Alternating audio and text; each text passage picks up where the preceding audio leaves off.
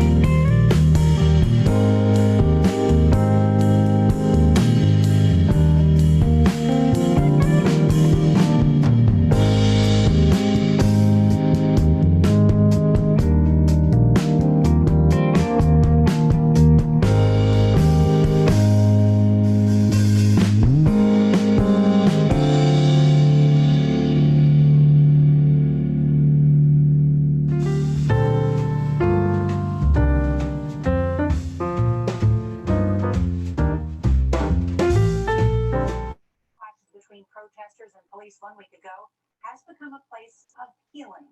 Here's CBS's Nicole Killian. In the shadow of monuments, a new memorial has sprung up in the nation's capital. All right, the fun music's off. Sorry. Oh, need a little more peppy music, Kevin. I know. Well, I have to find copyright free, or I get takedown notices. It's good to be thrifty. Yeah. It's just this one. It's long, so I usually just. It's mainly so that when someone joins via YouTube, they know their audio is working in the beginning. Yeah. Because if there's nothing, it's just a slide. Sometimes they don't think it's working. So. It's appreciated. Thank you. Yeah. You could use music from like one of our band concerts or something. That's probably not royalty free. We have to usually pay for that. Yep. Right, Foster? It depends if it's in the public Domain. Thank you. If it's in public domain, like something like Pomp and Circumstance, something like that, you could get away with. Yeah. Because aren't there even sometimes certain arrangements that are like, even though it's a public domain, but the arrangement that they play is slightly different and it's been copyrighted. Yeah. It's crazy. Gosh. Yeah. You can get in a lot of trouble if you do the wrong way. It's a good way to get a visit from the Disney lawyers. Right. I was just thinking that, right? Whatever you do, don't play a Disney song. We know that. Yep. You can even get in trouble with Happy Birthday. Yep. Back in the day.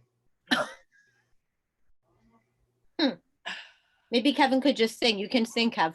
There you go. You don't want that. Hi, Jerry Lynn.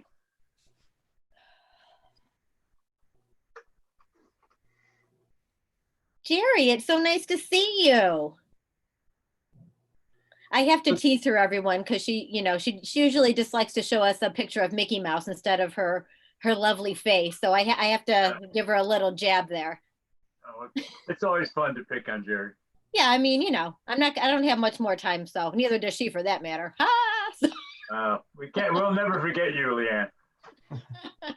We'll think of you when the cold winds blow down from Rochester. That's right. When you get a little lake effect snow, you can think of me. Yeah.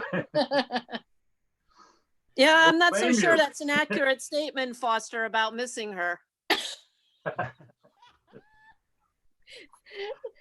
I've only told her that 1,000,000 times already, Foster. Yes. So tonight we have a lot of panelists that'll be joining us at certain times. So once everyone gets in, I would hope that people, when we're honoring the retirees and things and people are speaking, I'd like to probably just try to have the videos of the person speaking and the person they're speaking about be on, if that all makes sense, so that when it's streamed out to YouTube and recorded, that it'll be kind of clear that way. Yeah. So you're recording this event for everybody to watch at another time? Yes, it goes to good old Nutmeg, just like our normal meetings do. Oh, great. So we should mute if we're not talking. Yes, that too. Oh, I thought you would just mute us all. No, Kev, you don't do that? I will if it gets really loud from someone, but normally, yeah, because some people, I don't know, if I mute them, they sometimes don't know I muted them, and then they go to talk and Can't hear them. they can't. Yep, I get it. So to mute, just basically mouse over your screen and you'll see in the lower left corner, mute, and then your videos are right next to each other, and you just click those and one will mute and one will stop the video or start the video. Nice.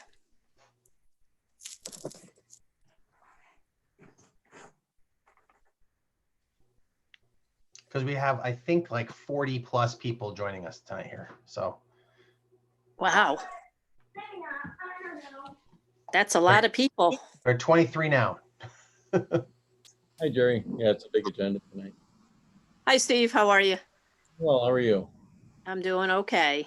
Yeah. Oh, you're in your office? Yeah, I am. Been Nice. here for the last few weeks. So it's good to be back away from my kids. No, I'm just kidding. Yeah, you don't want to tell them that. No. They're great. It's just it's quieter here. So. Oh, I'm sure it is.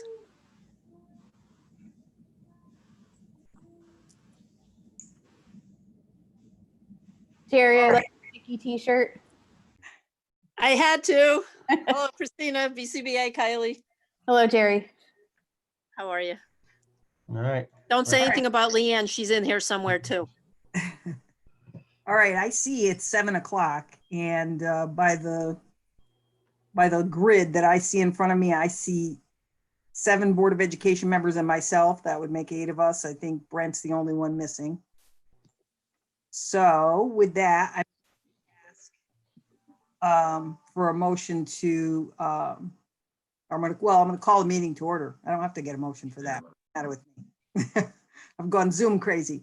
All right, so we'll call the meeting to order at 7 o'clock. And the first item on our agenda is the Pledge of Allegiance. Do we have something set up to do that, Kev? I do not. I apologize. So tonight we just have to do it the old-fashioned way. Do it the old-fashioned way. Foster, you want to lead us? This should Sure. I pledge allegiance to the flag of the United States of America and to the republic for which it stands, one nation, under God, indivisible, with liberty and justice for all. Go Foster. Just when you think no one's going to see what you're wearing, you got to stand up. Yeah. Thank you, Foster. And that brings us to special presentation. So I'm going to just kind of sit back, relax, mute myself, and let the superintendent take this away. Okay, I will do my very best, and it's nice to see so many wonderful and familiar faces here tonight for several honors that will kick off our Board of Education meeting tonight. First, I'd like to start with the CAVE Student Leadership Awards, and we'll have Principal Johnson. I believe you're with us. You with us, Mr. Johnson? Yes, I am. I'm going to have you share a little bit about the CAVE Student Leadership Awards, what the criteria are for those awards, and then the two fine students who were selected as this year's CAVE Student Leadership Award recipients. Yes. So the CAVE Leadership Award or Student Leadership Award is an award given to a student who's shown leadership at PHS, and then also to academics and volunteerism and just all around, really exemplifying what we want in our Blue Devils. And this year we selected 2 students, traditionally a male and a female student. And this year we'll be recognizing Michaela Doucette and Mason Sarah. And so I have a little something I'd like to read about both of them quickly. And I'll start with Michaela. Michaela has had an excellent career while at PHS. She has taken a wide variety of courses while here, including advanced courses, earning honor roll recognition every quarter during high school. She has also committed herself to the culture of our building, participating in both the Positive Kick Mentor Group and was one of the founding peer mentors of the group started this year in partnership with the Autism Services and Resources of Connecticut. She has additionally been a devoted member of the Unified Basketball Team. That's probably where many of you know her from. She's been a devoted member of that team for 3 years and an amazing part of that team. She has completed numerous volunteers hours at the Berlin Fairground Racetrack and also at the Dream Ride at the Farmington Polo Grounds. As I kind of just said, outside of school, she has a passion for go-kart racing. And I was lucky enough to see her racing garage during our senior care package deliveries on Thursday. She plans to attend Tunxus Community College in the fall and pursue early childhood education, which if you know Michaela, I think that's going to be a great fit. So congratulations, Michaela. Thank you so much. It's an honor. Thank you all. It's an honor to be recognized by the Board of Education for this award. Lucky to have so many people who believe in sport and me. Appreciate it. Thank you. Hope you all have a great summer. Thanks, Michaela. Great job. Next, I'd like to recognize Mason Sarah. Mason has also had a distinguished career at PHS during his 4 years. Mason is a member of the National Honor Society, the Science National Honor Society, and the Spanish National Honor Society. He also earned honor roll status every quarter while at PHS, while also taking some of our most advanced courses. He was a member of the football team and baseball team for all 4 years. During his senior year, he was also captain of the football team. And he was also a member of the wrestling team for 1 year. He has won numerous CCC All Academic Awards and has also been recognized 2 times as All Conference for his athleticism in football. He has volunteered at the Pettit Road Race and also helped to organize the Amazing Race at the YMCA for MSP students last year. He plans to attend Liberty University in the fall and major in biology with the hope of pursuing a career in sports medicine. And if you know Mason, that's definitely his passion. So I think that's going to be a good fit. And just quickly about both these students, both of these students represent the criteria of the CAPE Award, as I said, and we are truly going to miss them at PHS next year, especially their leadership among their peers. And if you know both of them, they really are both natural leaders in our school, and not just in elected positions or things like that, but really just leaders in the building through how they act and how they are on a daily basis. So congratulations to you both. Thank you. I appreciate it. Congratulations. And I can say that I've gotten to know, I knew Michaela when she was a very little girl. I think she was, I don't know, 2nd or 3rd grade, and she'd come off the bus and say hello to me in the mornings when I was standing out in front of the high school. And we got to go see her race over in Berlin, and it's just nice to see her. And Mason, I saw you kicking I was at a football game and I saw you kick a field goal that was like 45 yards or something. It was far. And I said, who is that kid? I couldn't even believe how well you kicked the ball, and just, then they went on and say what a great kid you are in so many ways. So it's really nice to see you both being honored for, the CAPE criteria actually read willingness to take on challenges, capability to make difficult decisions, concern for others, ability to work with others, willingness to commit to a project, diplomacy, ability to understand issues clearly, and ability to honor a commitment. So I think when I think of both of you and everything I've heard and seen from you, that criteria fits you extremely well. So congratulations to you both. Well done. And you don't have to stay for the whole meeting. You're more than welcome to, but you're welcome to leave us and sign off at any time once your awards have been read. That goes for everyone here tonight. I think is that okay with you, Chair Tyrell? Okay. So just like at the regular meetings, you're free to leave the meeting whenever you'd like to. The next item on our agenda is it's always bittersweet honoring of retirees when we have the opportunity to publicly recognize our soon-to-be retired members of our team. And always it's incredibly difficult to summarize their achievements and the impacts in a meaningful way without getting emotional, which may be hard for me tonight, especially when we know in respect to retirees so much. This year will be especially difficult, losing some amazing talent. I'm glad I don't have to speak about each of the retirees, and happy to hand off that task to our principals for many of you, with the exception of Ms. Perez, who I get to speak about in a little bit. So first, I'd like to have Mr. Johnson join us again in speaking about a couple of his PHS retirees. Mr. Johnson? Yep. So I just want to make sure, is Mr. Lesage on here? I believe so. I thought I heard him in there.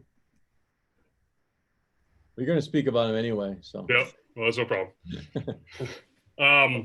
So I'll start with Mr. Lesage. So Mr. Lesage, or how we would call him, Chef at PHS, is retiring this year. And, as probably not many of you know, Chef actually knew me when I first started teaching. We actually taught at FHS together, and then Chef actually left. And when I came over here to be assistant principal, to my pleasant surprise, Chef was over here at Plainville. He was one of the first people I knew here. He welcomed me with open arms, and he's an incredible teacher. If you've had the good fortune to be in one of Chef's classes, you know how much the kids love him and respect him. One of the biggest things, I guess, if you teach an elective at high school, and especially if it's a class that only you teach, so, Chef is our only culinary teacher. Whether you want to admit it or not, a lot of the enrollment is driven by that teacher. And there is a reason why we have a waiting list every year to get into culinary class. And every year there's many more students who want to get into culinary than is possible. One of the biggest things I could say about Chef is the professionalism with which he taught our students. He taught culinary to get them ready for a career in the restaurant field. I always enjoyed being in there because you'd always hear the students either answering yes, chef, or no, chef. And it felt like you were in the back of the house of a restaurant, or if you've watched Kitchen Nightmares or anything like that, that's what Chef tried to do with his students. I also need to mention he's also someone who would do anything for anyone. We are going to miss him greatly around PHS because of his volunteerism and all the different ways he would help us out all the time. It's kind of hard, and I always say this. It's when someone retires, I think the greatest compliment I can give them is when it's hard to imagine PHS without someone. Imagining PHS without Chef is pretty hard to do. And obviously we wish him the best in retirement. And I don't think he's going to be a stranger, and I look forward to seeing him.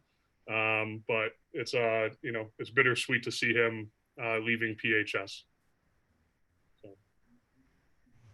I would just add to that, working with Chef for 6 years, and we also co-advised he really advised the ski club, and I tagged along and helped out a little, and we'd ride the lift together and just shared stories, and just the father that Al is to his daughters, and just the pride that he has in his family, and the respect he has for his colleagues, and the love that he has for students, doing what's best for them at all times and making their experiences really valuable. He's going to be greatly missed, and I wish him very much happiness and success and health in the future. So.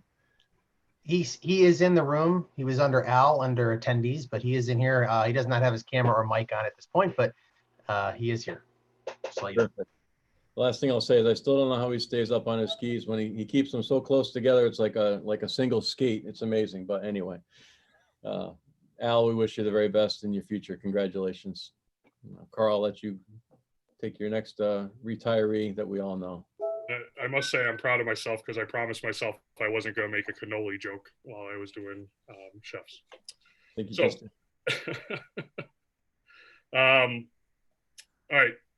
The next one, and I have to be honest with you, to speak about Mr. Blanchett and his retirement, I honestly don't feel worthy to speak about his career. It's not really something I feel like is appropriate for me to do, but I'll try to do my best. Mr. Blanchett has been a member of PHS for a long time. He has devoted himself to the choir and to also the theater at PHS during his time here. I had the good honor to speak to his seniors the other day, and Mr. Blanchett invited me, to speak to them. And I also got a chance to speak about him to his seniors. And one of the things I can say about Jeff, and I think this is important, and I could also say it about Al, is at high school, and this is one of my philosophies, is it's so important for students to have a place they can call home, and a place where they feel safe, and a place where they feel loved, and that they know that, that's where they belong. And Jeff has nurtured that place for years at PHS. And he is going to be sorely missed. And I know he is going to be greatly missed by his students. I also told, his students this the other day, and I guess you can take this as good or bad. When the former principal left PHS, Jeff was the first person waiting for me in the lobby of Plainville High School that morning after Roberto announced his leaving. And I'll never forget Jeff standing there. And if I'm getting it right, Jeff, I hope I am. What he said to me was, what do I have to do so that you become principal of PHS? And, you know, I don't think he knows how much that comment meant to me, but I think it speaks to his career, which is always supporting others and building other people up, you know, and not necessarily taking credit for all he's done. You know, that comment in many ways gave me the confidence to pursue this, because at the time I really didn't know whether or not that was a good idea for me. And so Jeff, you know, had a huge part in my life and a huge role in my career. I'm not sure he even knows, you know, how much that meant to me at the time. One of the other things I'll just say quickly about Mr. Blanchette is just the professionalism and what he has gotten out of students. If you've ever watched him conducting, or if you've ever been able to see one of his theater shows, what he was able to pull out of our students is truly magical. And I think that is the hallmark of a great teacher, is when you get a student to do something that even they didn't think they were capable of doing. And that is the, you know, the legacy of Mr. Blanchette's career. So, you know, I gotta be honest, I really don't feel like I'm, you know, worthy or justified to be able to speak about his career at PHS.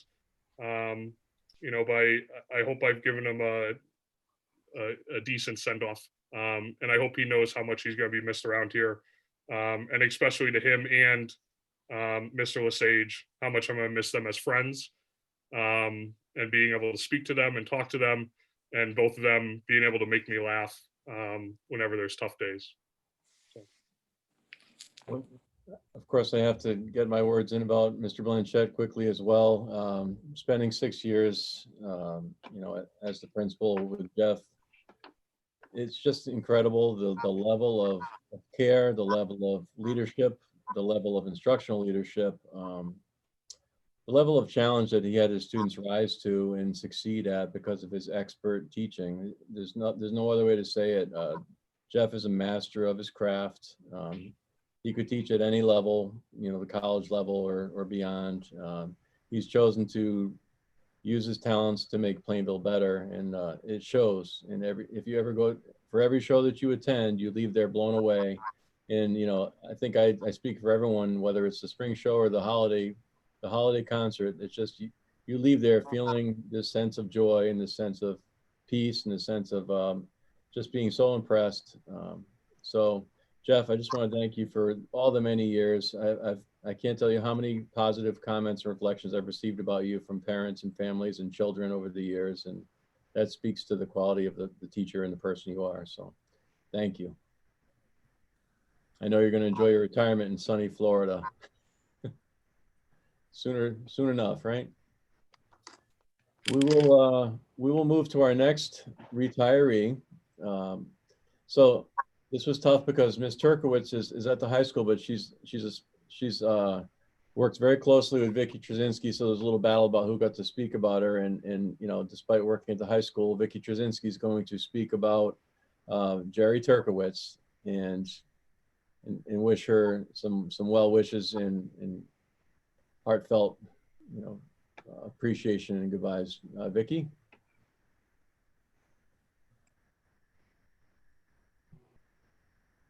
I don't see Vicki in here, unfortunately.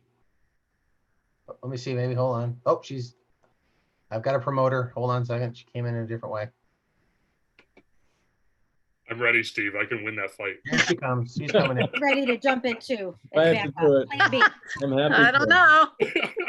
I keep an eye on, like, sometimes the panelists come in as attendees, and so they have to.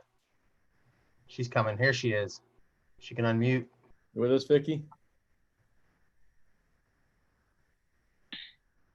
Vicki, can you hear us?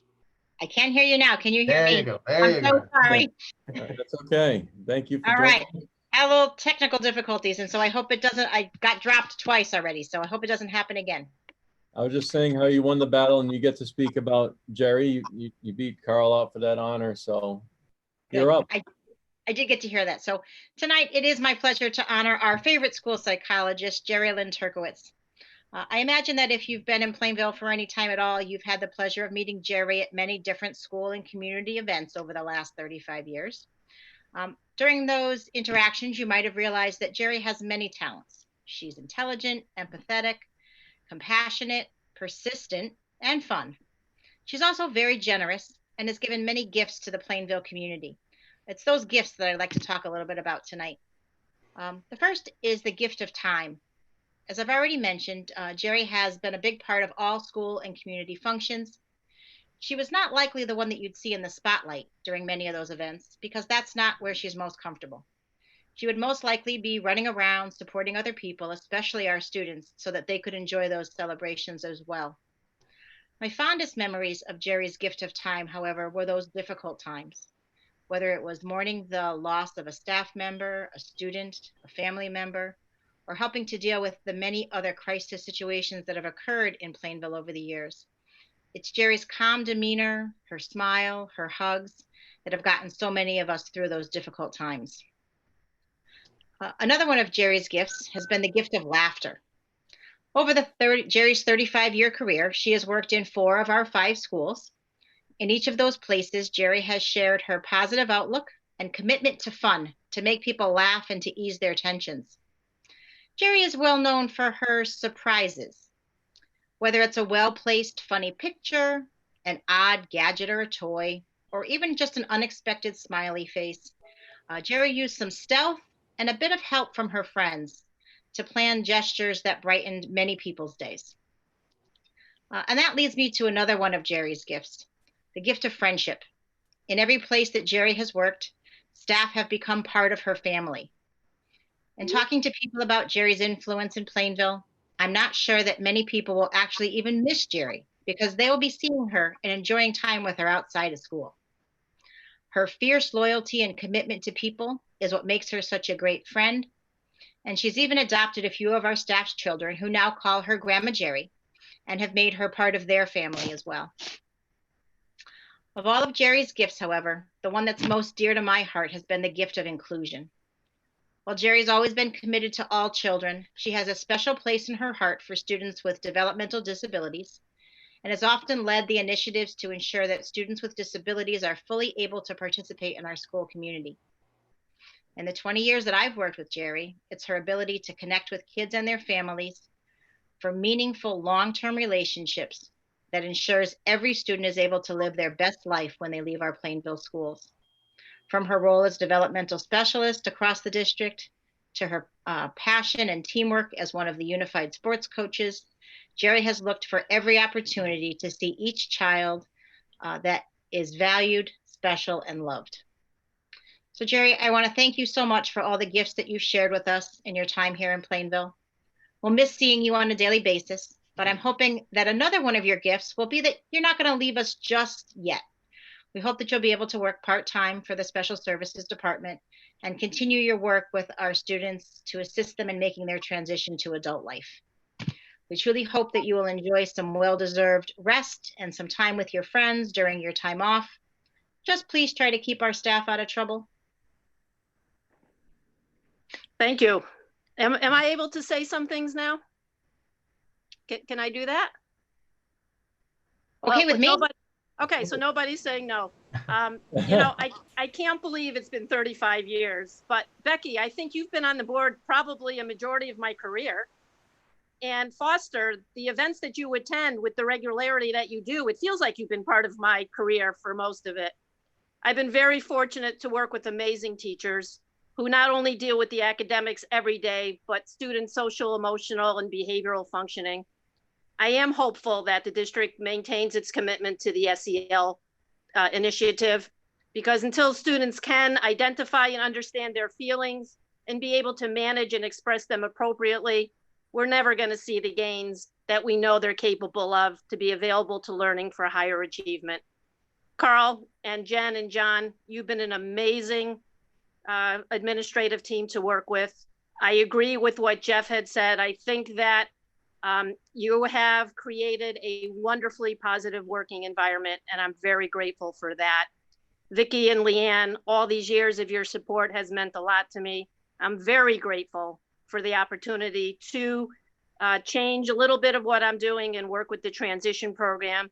It'll give me an opportunity to work with and involve all students, some of which I've known since they're 3, the parents and staff in moving the transition program along. I'm really looking forward to that. And finally, I do want to wish Leanne Gemeindl the best of everything. She's got an amazing variety of skill, and I have learned so much from her over the past few years, and she will greatly be missed. So you're right, it's not goodbye. I do look forward to the next opportunity I have in the Plainville Community Schools. So thank you all again for a great 35 years.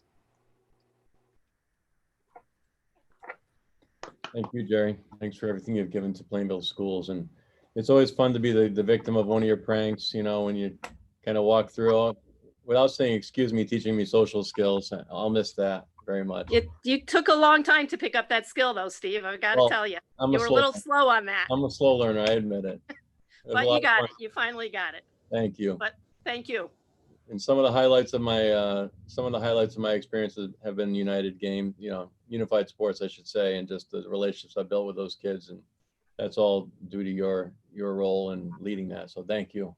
Now it's my turn to honor someone special to Plainville. So I'm gonna do my best to read this and just not get all gushy, Rosa.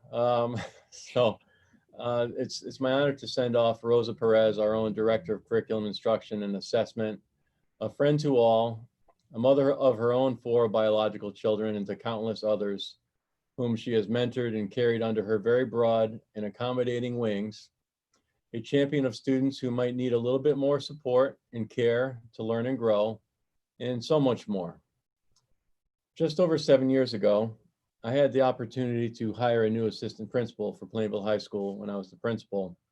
I knew this was a critical decision with long-lasting impact on not only the district, but on my ability to move the high school in a positive direction. At that time, I believe we had about 130 applicants, and many were very talented, accomplished, and qualified for the job. After a round of speed interviewing, we like to call it speed dating, jokingly, and then several other rounds of interviews with different groups, Ms. Perez won everyone over completely. Maybe it was her knowledge and her passion for what she did. Maybe it was her smile and quick-witted sense of humor. Perhaps it was through the sayings she would come up with at the drop of a hat. You all know what I'm talking about. Some I won't repeat here, but all very true to form and quite funny. But whatever that winning combination was, Ms. Perez had it, and she still does. She was our candidate of choice. In the next 7 years would be a story of hard work, commitment, perseverance, and dedication to all things Plainville. You cannot know Rosa and not love Rosa, because she's a great person who always wants to leave a situation, a friend, or a student in a better place than where she found them. It's just her way. Over the years, we rose through the ranks together and have remained a close team. I learned pretty quickly that she's very much like my big sister, and also learned when to zip my lips and listen, at least most of the time. Right, Rosa? I'm still learning. Rosa's done wonders for our curriculum in the district. She's transformed our documents, our structures, our curriculum website, and brought our all district curriculum to a point that received rave reviews from NEASC when they did the pre-visit, which is very hard to do. Not many high schools get that distinction. She's also been a champion of the PLC process and improvements that have helped us to be so well prepared for the challenges we have currently endured. We are a strong team, and that started with our district PLCs, and Rose has been a big part of helping develop those. She did all of this while also taking care of so many children through acts of kindness, not random acts of kindness, but really planful acts of kindness, intentional and hard work, knitting. She ran a knitting club as assistant principal, baking, embroidery, you name it, she did it and still does it. Rosa knows what it means to have language barriers that make life more complex and challenging, and what it is like to be someone from a different background and origin, coming to America from Puerto Rico to attend college, I think at the age of 17, Rosa, right? 18. 18. Rosa's worked very hard to be where she is. And I will say that we are both very fortunate that her career is ending here in Plainville. Sad and fortunate that, we got to have the last 7 wonderful years with her. Rose has brought our programs for English learners to a point that we are ready to continue growth and development through a new position that's in our budget. She has supported students with these needs for years and translated at the drop of a hat for any family across the district, attending meetings, PPTs, whatever it took. Rose has mentored and become a family member to many of our children. In short, Rose is special, and she'll be incredibly missed in Plainville Community Schools. One of Rose's funny sayings, and I think you probably all heard this over the years, commonly stated usually when she's upset with someone was, "Every turkey has his Thanksgiving." Well, I'm pretty sure it has been that turkey. I've been that turkey from time to time. And hopefully I don't get my Thanksgiving too soon, at least not the one where I end up on the table. But we have remained friends through all the trials and tribulations of doing difficult work together and meaningful work together. Rosa, it is time for your Thanksgiving, only you're not the turkey. At this feast, you simply get to sit back and reflect on the wonderful tables you have set for so many over the years, in the feast of programs, goodness, and care that awaits the next children to have the fortune to come to Plainville schools, thanks to your leadership over the years.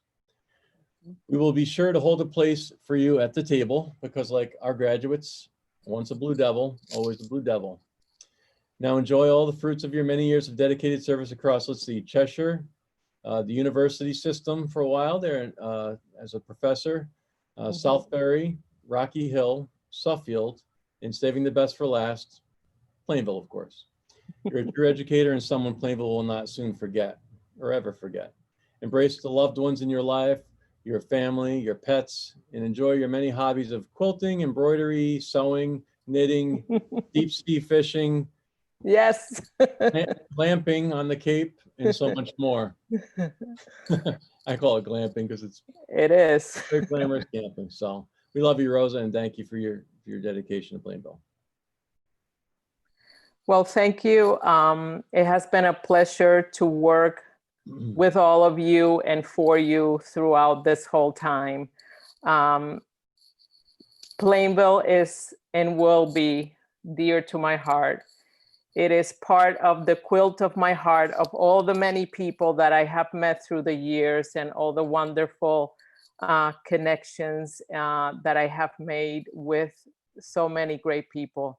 So I am just hoping that if you need any help, I will run and I will be there to help in any way, shape, or form, because I love the community. I believe in the community, and it's a community that is accepting of everyone. And that's what I love about Plainville. You all want the best for your citizens in your town. And that is the best gift that you give to all. So thank you so much for everything and all the opportunity that you have afforded me through the years. I will miss you dearly, but every time I think about you, it will be a great smile. Thank you so much. We hope to see you again soon, and I'm sure that there may be some part-time assignments awaiting if you're interested. So we can talk later. Absolutely. Thank you, Rosa. Next, I'd like to ask Vicki if she wouldn't mind speaking about our 2 retiring paraprofessionals who will be retiring this year, Mrs. Graff and Mrs. Dimmers. Sure can. Thanks, Vicki.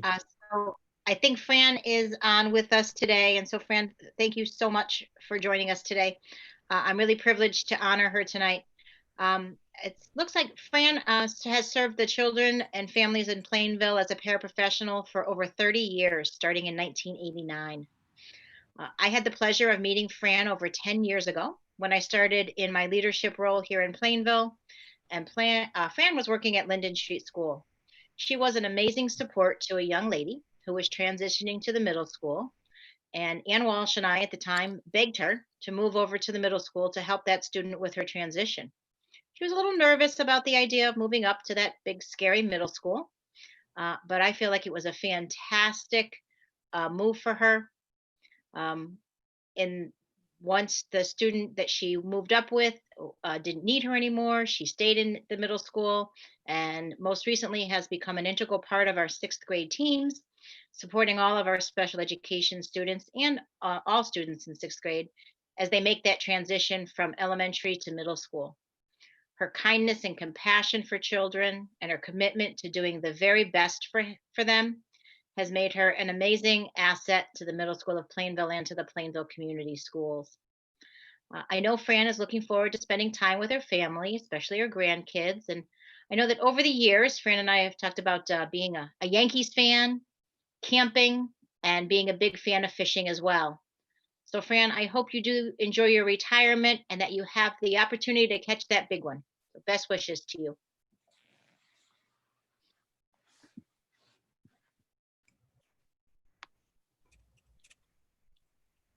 Congratulations. Congratulations.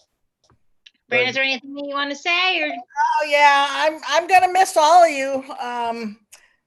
Leanne, Vicky, Christina. Of course, she's not around MSP too much, but I worked with so many wonderful teachers and staff that, aside from my grandkids, and if my husband gets back to work anytime soon, we'll spend a lot of time together, and it'll be wonderful. But you're not that far away, so you may be seeing me also from time to time. we'll look forward to it. Thank you so much for all your service. Thank you. Thank you, Mrs. Graff. Thank you. Vicky, did you want to? I know. Yeah, so I also wanted to say a few words about Cathy Dimmers. Cathy has worked for the district since 2010. Her passion is the little ones. She has spent most of her time in our preschool program or our developmental program working with the youngest kids. She really does an amazing job helping students to transition into the world of school. She has an amazing, nurturing way about her and kindness that ensures that our youngest learners feel safe and cared for here in our schools. We were hoping that Cathy would participate with us tonight, but she was a little nervous about the technology, so the virtual platform was a little intimidating, but we do wish her the best in her retirement and hope that she's well.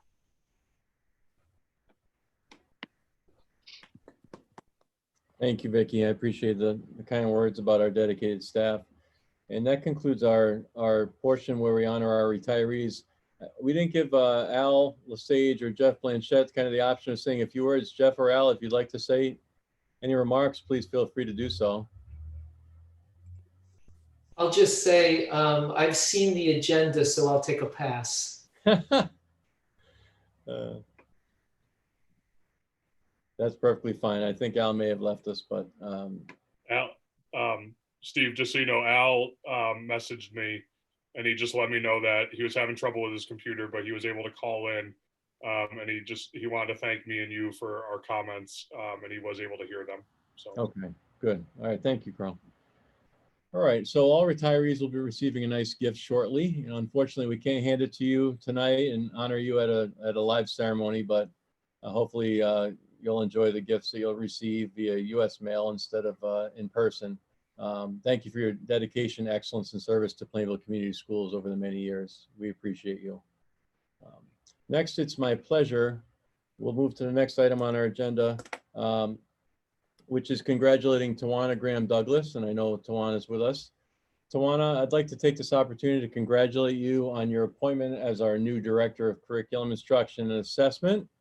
I know you have large shoes to fill, but you have large feet to fill the shoes, not literally, of course.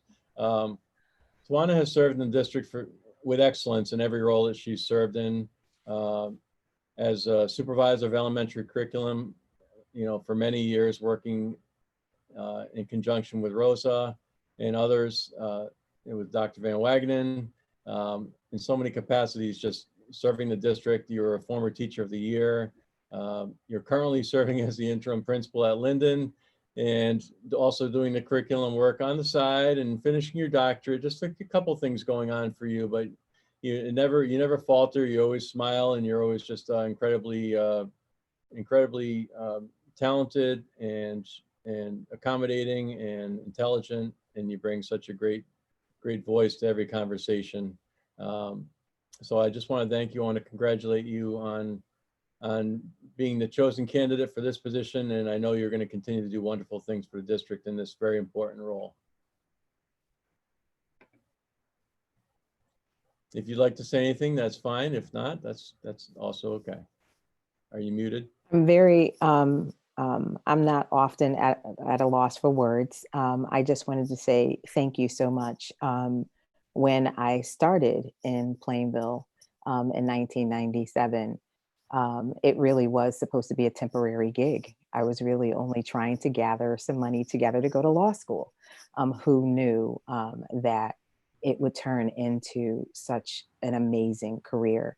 I genuinely believe that teaching and leading is the foundation of all other, areas, and it makes so many other things possible. It makes so many other careers possible. And the idea that, I'll be in a position to support teachers and to support colleagues, it just, fills my heart with like so much excitement. And so, our motto is students, teaching, and learning. And those are the things that I believe most in: supporting students and becoming the best that they can be, and supporting teachers as they build their capacity to become amazing educators. So I'm looking forward to that. And thank you so much for placing your trust in me. So thank you. Well, it's very easy to place our trust in you. It's been well earned over the years. So thank you for all you've done and all you do. And I look forward to many great things ahead. So we'll transition on now to a very exciting part of our agenda. They're all exciting and wonderful. Tonight's a night filled with celebrations. And this is a tremendous celebration of teaching excellence. And I will stop talking and I'm going to turn over to our current Teacher of the Year for 2019-2020, Marilyn Speranza, who is going to introduce this year's Plainville Teacher of the Year. Marilyn? Hi, good evening, Plainville. It's been my honor to serve as the 2019-2020 Teacher of the Year for Plainville Community Schools. As this unique school year comes to a close, the school community is faced with many challenges and uncertainties. As students struggle to make sense of this strange world of pandemics and social unrest, they come to rely on their mentors, their teachers, to give them solace, reassurance, and guidance. For the past 24 years, the band students at Plainville High School have been lucky to have a teacher like Dom Talata. But today's students are especially lucky to have Mr. Talata while riding out the current events. I've been fortunate enough to see Mr. Talata in action. He's developed a rapport with the students that's sought after by many teachers, including me. He makes teaching look easy. His students trust him. They look up to him. The students know that if they follow Mr. Talata's lead, they will not only learn and enhance their skills individually, but they'll create something greater than the sum of their parts. They'll create great music. I use the word great with no exaggeration. Mr. Talata's ensembles, band, marching band, and jazz band, perform at very high levels. In recent years, the Plainville High School Jazz Band competed in the Berkeley High School Jazz Festival. This is the premier jazz festival in the Northeast, attracting ensembles from across the nation. Mr. Talata's groups placed third in 2018 and fifth in 2019. Many band directors who've accomplished such triumphs would talk about their successes at any and every opportunity. But Dom doesn't really mention it. If you ask him about his successes, he always brings the conversation back to the students and how lucky he is to work with great young people. What has surprised me the most about Dom is that despite his masterful teaching and the great levels at which his students perform, he has no ego. He's as humble as they come. While many high-performing band students are pressured by ego and success-driven directors, DOM students are motivated by internal forces. Mr. Talata shares his passion with the students in such a way that it becomes their passion. It's contagious. The students are focused and engaged in rehearsals because they love music.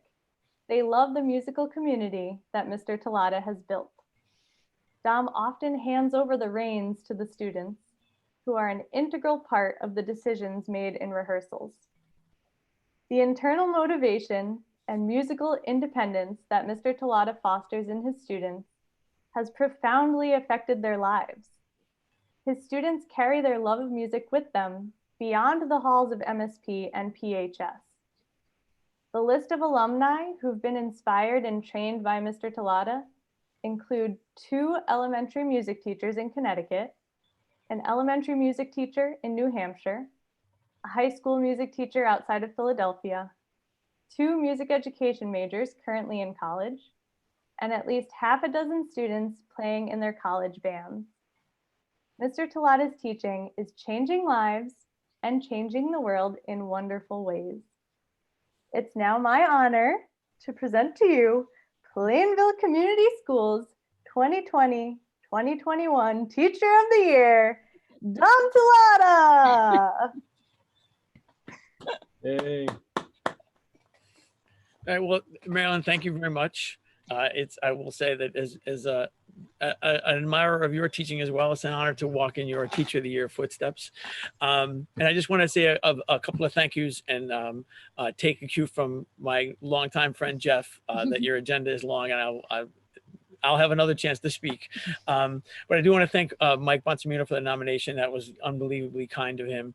And I want to thank whoever had a say in organizing the Zoom call where I found out about this honor, bringing in some of my family and a lot of students and former students. It couldn't have been easy to put all that together, and I appreciate every second of however long it took. It was, if I was going to get an honor under these conditions, that was as possibly that was the best that it could possibly have been. And just a couple other very quick things. As a high school band director, I mean, I probably wouldn't be getting a distinction like this one if I didn't have really good bands. And though, thank you, Marilyn, for your kind words, our bands start in 4th grade.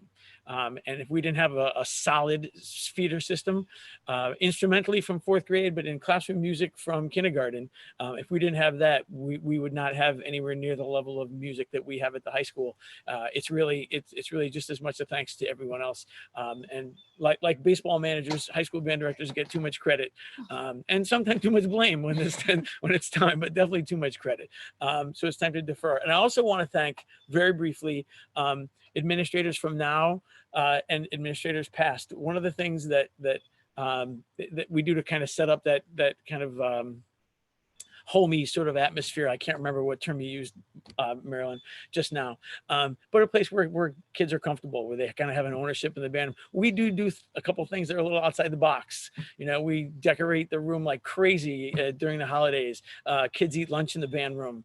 And I've never had a cross word from an administrator about doing any of those things. They've let us do our thing, and we wouldn't have it without that long a leash to let us kind of do those kind of things. So thank you to all, and a quick thanks to I hate to see Rosa and Jerry go, because they're 2 of the band's most wonderful cheerleaders.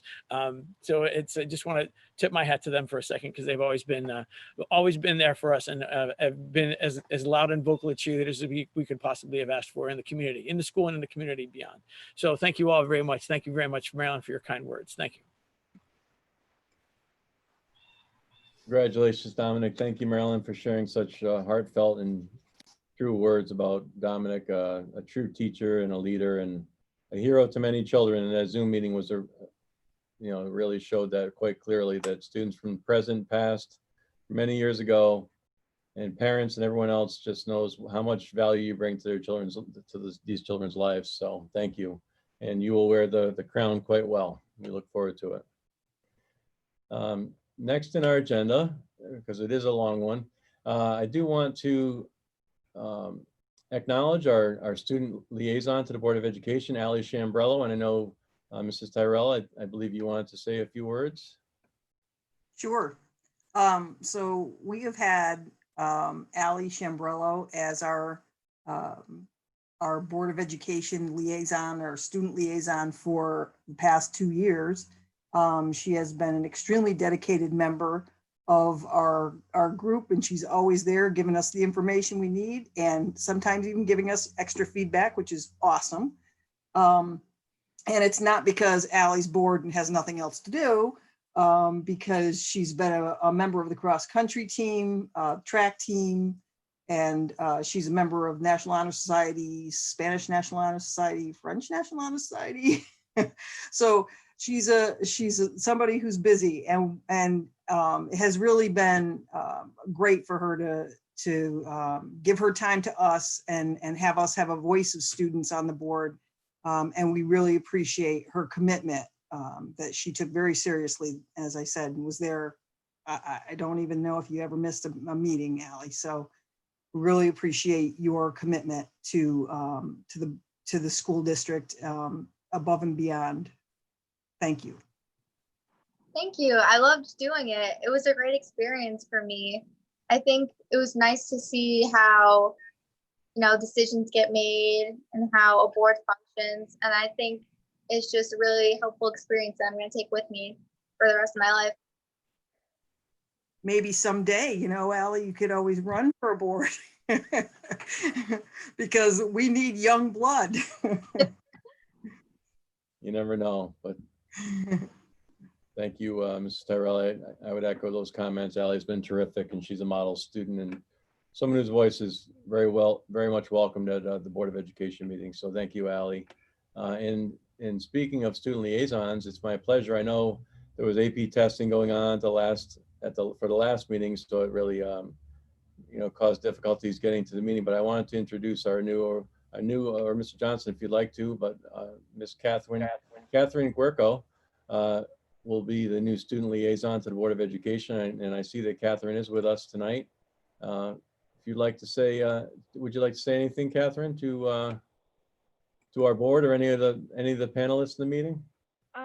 I'd like to thank you all for being here. I know last time I did have the AP testing, and I look forward to working with you guys in the next coming year. Thank you, Catherine. We look forward to having your representation on the Board of Education, and hopefully we will see Catherine in person. Sure hope so. Okay, our next item is, I'd just like to wish a very heartfelt, and I know you've heard this by a couple of speakers already, but I'd like to wish a heartfelt congratulations to Leanne Gemeindl, who is leaving our district. And I want to thank her for her service to Plainville and wish her the very best in her new career. It's a vertical move up the ladder, and she'll be running director of, I think the title is Director of Student Services. Is that the correct? That's probably something even fancier, Leanne, but you can correct me later. She'll be in Rochester, New York. I hope I got that correct. And this is where, in the area that Leanne grew up, and it's a great opportunity for her to expand and grow in her profession. And she's completed her 093 program for superintendency. So you never know what's going to happen in the future as well. Leanne, another former teacher of the year in Plainville. Early on in my career in Plainville, I remember that at convocation, and just been a real advocate for children, always does what's best for kids, works really well with the team and bringing all the players together to be prepared to give the very best that we can for our children with needs and for all children. So thank you, Leanne. I wish you the very best in your future career. Thank you. Thank you so much. I'm not going to say a lot. What I will say, I have so much to say, and yet I'm at a loss for words. I'm so grateful to have worked in Plainville. Please know, Board of Ed, Superintendent LePage, my heart will always be in Plainville. I think Rosa said the same thing. I have grown as professionally, personally. I will always care for the families of Plainville. I feel like, you know, my foot is kind of still there, but yet I'm stepping, you know, towards a new adventure. I'm just so grateful. I want to quickly just thank Vicki Trzynski for having faith in me when, you know, she, you know, wanted me to be supervisor. I've learned so much from her. Vicki's been my friend. She has been my big sister when needed. She has been my confidant, and I've learned so much by watching her. And Steve, thank you for being my 093 mentor as well. I appreciate it. So you never know what the future holds, but I've learned so much from watching you as well. And my administrative team, I couldn't ask for better colleagues. So again, I'm going to miss Plainville so much, and I could talk and talk, but I'm not going to. I'm going to miss you all so much. That's really from the bottom of my heart. So thank you all so much for the opportunity to serve your community. Thank you, Leanne. You've done much good here, and I know you'll do much good in Rochester. And thank you. It'll be great for your family. So we wish you the very best. And speaking of heroic actions, you know, as I'll move on to Everyday Heroes, the virtual Everyday Hero Award. And again, if any of you can't stay with us, you have another commitment, feel free to jump off. We won't take offense. Except for you, Mr. Lewandowski, you know, you got to stick around. And of course, our board, but anybody who needs to leave, any of our honorees, I should say. So it's my pleasure to, you know, as you've seen in my recent messages, we've had to move to a virtual Everyday Hero Award, and we normally honored about between 1 and 2 people at the board meetings once a month, but we've had to expand that because I received so many glowing reports about our teachers and our staff and our administrators over the last few months that through the help of Lynn Davis and Nick from technology, we were able to build a site on our website for all the Everyday Heroes where you can see the nominees, the nominations, and who nominated them. And we select basically two each week to receive a little something special. And I'd like to share for the last 2 weeks the 4 nominees who were honored, and I'm going to read them, and I apologize for reading off my screen above the laptop here, but you get to look at my chin. So Carolyn Coughlin, who works for the Plainville Family Resource Network, PFRN, nominated by Ashley Medina, who's a parent of that program. I really have to nominate Carolyn Coughlin from Linden Street School, part of the PFRN, for Everyday Hero. I first met her upon enrolling my then 18-month-old in playgroup 3 years ago. She has been a tremendous support to me and my family. I quickly was able to open up to Carolyn about significant difficulties I was facing. Since I opened up to Mrs. Coughlin, she has become my biggest supporter. She truly keeps me going, never failing to check on me or help find services and advocate for me. She remembers my daughter's birthday and brought small gifts while maintaining social distancing. Mrs. Coughlin asked what she can do to help and told me to call and talk anytime. She reminded me she will always be there for me. She has worked with me through vacations, holidays, weekends, and summers. She makes me and my 4-year-old feel so important. She really is what keeps me going in such tough times. Her motto is, where there is a will, there is a way. If there is any everyday hero at all, it is this woman. She wrote other things as well, but they're more personal, so we have to take them out of the posting on the website. But Miss Medina greatly appreciates you, Miss Coughlin, and I wanted to acknowledge you for that and thank you for being an everyday hero. I will move on to thank you, and let's round of applause. I know it's hard to visual applause, but congratulations. Next, Tawana Graham Douglas. Yeah, I already spoke about you once, Tawana. I have to speak about you again. All this great stuff. As you know, interim Linden principal, curriculum coordinator, now director of the CIA, as I like to call it, curriculum instruction assessment. I want to nominate Tawana Graham Douglas as an everyday hero. She has done a phenomenal job leading the district in multiple roles, including interim principal at Linden, guiding PLCs and instructional leaders throughout the district and supporting curriculum work during distance learning. She has not only modeled for me how to facilitate the 4th grade PLC, keeping the standards in mind, but also how to collectively make decisions as a team and elevate those around me. Her dedication, positive attitude, and collaborative nature has made the transition to distance learning seamless. Tawana always goes above and beyond for students, teachers, parents, and colleagues, even well past school hours. I can't say enough about what she does for Plainville and how lucky we are to have her. So that was from Megan Ray, instructional resource teacher. And I want to congratulate once again Tawana Graham Douglas on your Everyday Hero Award. Thank you. Nice job. Those jazz hands I see are some, all right. We're going to move to Lena Petrie, couldn't be with us tonight, but I want to read this from Mary Lou Friedis, who's a parent.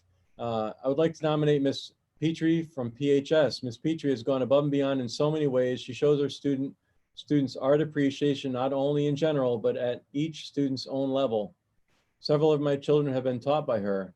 She challenges them all, yet is extremely flexible in modifying work for students with special needs, always focusing on their strengths and encouraging self-esteem. She is professional, yet personal, caring, and compassionate. And specific to my household, she has really shown what it means to look at the whole student. She has proven to be beyond compassionate by helping children with her trauma-informed knowledge. I think the most wonderful thing is that Miss Petrie seems to be very humble. These attributes all seem natural to her. She is greatly appreciated. So congratulations to Ms. Petrie. And then Catherine Schlosser, I know Catherine's with us, MSP Special Education faculty member nominated by Kristen Sastry, who is a parent. I'm writing to let you know that an everyday hero for us is Catherine Schlosser. She is my son's case manager for special education. Cathy is a prime example of a teacher that has gone above and beyond. My son struggles daily with school, and Mr. Schlosser has been available to help him and guide him during these trying times, no matter the time or day. She has supported our family in more ways than I can even describe. Cathy has opened up my son to much and just gets him. Cathy has been our hero since she has been assigned to him a few years ago. She is not only there for his needs, but has been a huge support for our family. I believe communication between teachers and parents are extremely important, and Cathy has gone above and beyond for my son. It's teachers like her that make a huge difference, especially when some kids struggle daily with simple tasks. Our family is truly lucky to have such an amazing teacher and mentor working with our family. So congratulations to Cathy Schlosser, our last everyday hero to be mentioned here tonight, but there will be more in the future. Congratulations to all of our everyday heroes. And as you saw in my last update, I know Mr. Johnson and my mind is blanking because I'm talking too much, but we had two new everyday heroes mentioned, but we'll honor them again in the future. So thank you very much to all of our everyday heroes, and to those who took the time to nominate them. And please visit our website to look at all the nominations. There's a good number of them, but these 4 tonight are very special. Congratulations. And you are welcome to leave us if you'd like to as we move on our agenda. You will receive certificates as well, but we'll have to get those out to you in the mail. Our next item is the Thomas D. Corletto Outstanding Service Awards. And let me just switch back over to my talking points. So I'll describe this. Thank you, Vicki Trzynski, for sending me this information. This is quite an honor, and I'd like to share the award description and criteria, as well as our recipient this year from Plainville. So the description is the Thomas D. Corletto Outstanding Service Award was established by the Farmington Valley Pupil Services Directors Group in the spring of 2010 in honor of Granby's Public Services Director who passed away in January of that year. The Pupil Services Directors of the Farmington Valley created the award to recognize the wisdom and guidance that Tom had provided them in his 30+ years of service. The award travels between the towns of the Farmington Valley, and each year the directors come together with nominations from their school districts to determine the candidate who embodies the passion and commitment to children with disabilities that Tom demonstrated throughout his lifetime. All staff members are eligible to be nominated. Christina Kiley, who is with us this evening, was nominated by 2 different peers for this award.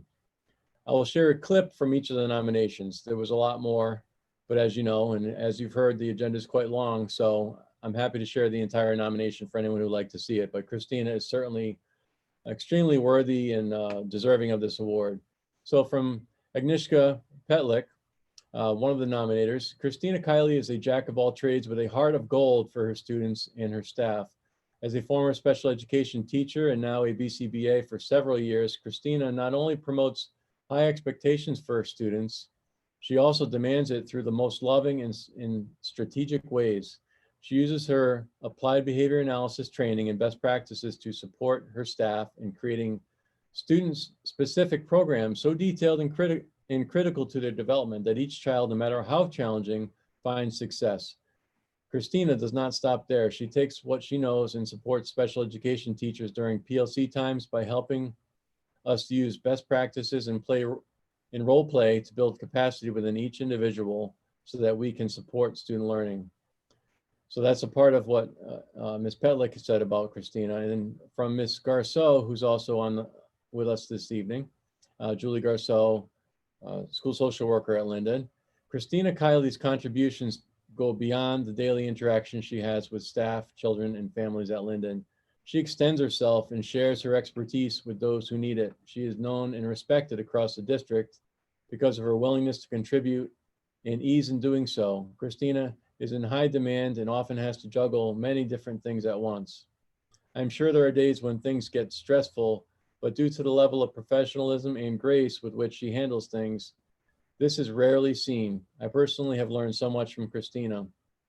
I have to say that I've witnessed that myself, and I couldn't be more grateful for, Mrs. Kiley has stepped into some very difficult and challenging roles and serving in dual and multiple functions at most times throughout the year last year. She's been an incredible asset. So I can't think of anyone more deserving of this recognition and award. So congratulations, Mrs. Kiley.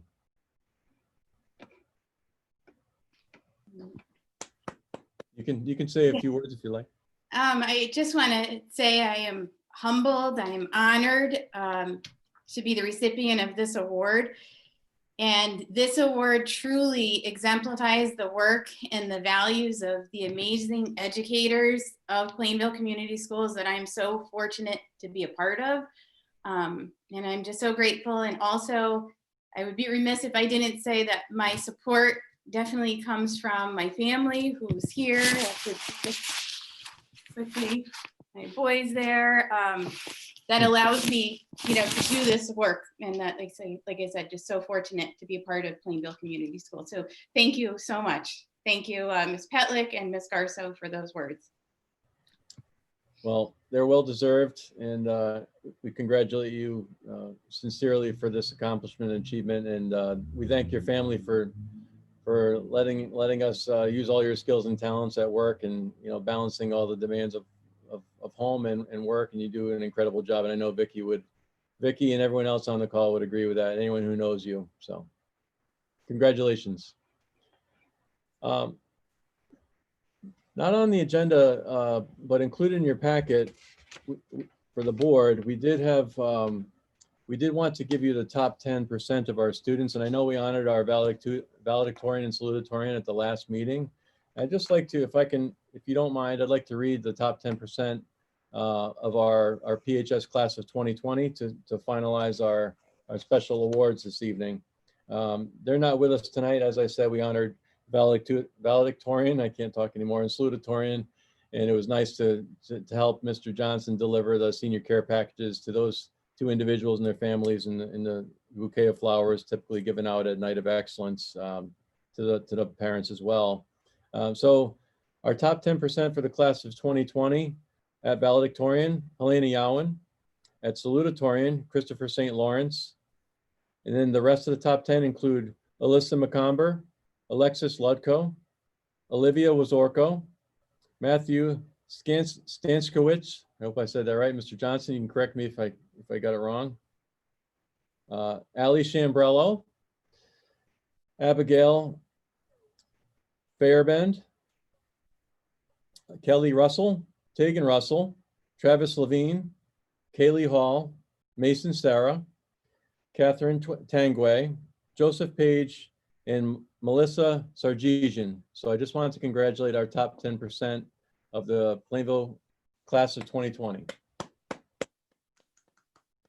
They work extremely hard to maintain their GPAs and among all the other things that they do. So congratulations. And that concludes all the special presentations from this very special June Board of Education meeting.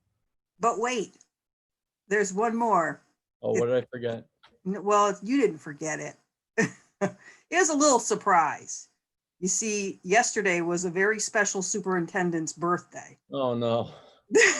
Some people and some cats wanted to wish you happy birthday. So we made a little video. Kevin, you can roll it. Oh, you're kidding. Hi, Mr. LePage, Miss Dodenhoff here. I heard that you're turning 50 today, so I just wanted to say happy birthday. And I brought along most of my class, and we all want to wish you a happy birthday. So, Brody, you're up. Happy birthday. Allie.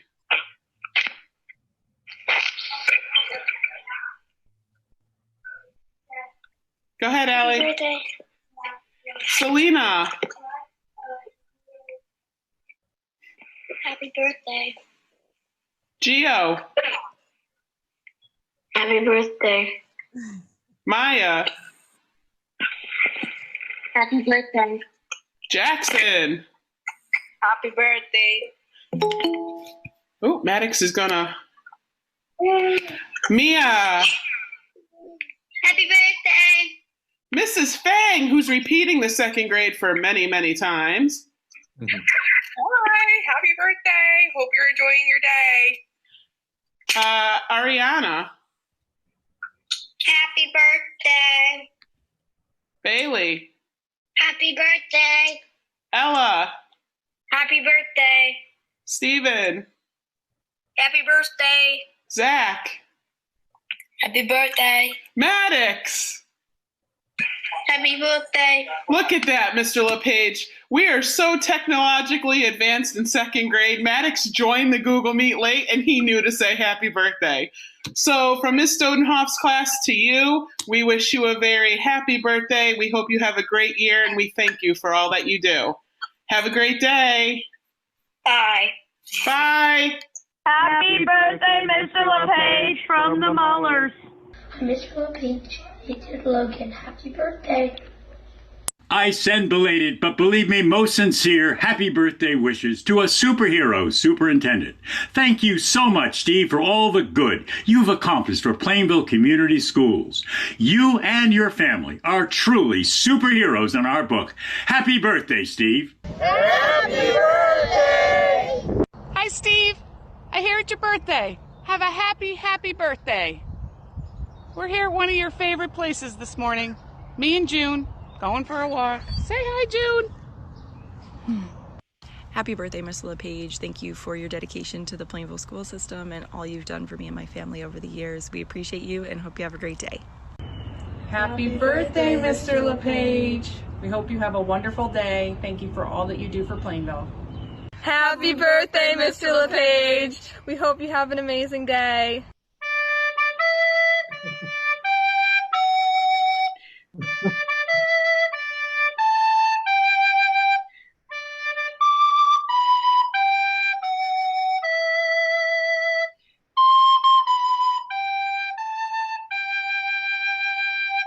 Happy birthday, Mr. LePage. PFRN and families wish our very own superhero a happy birthday! Woo!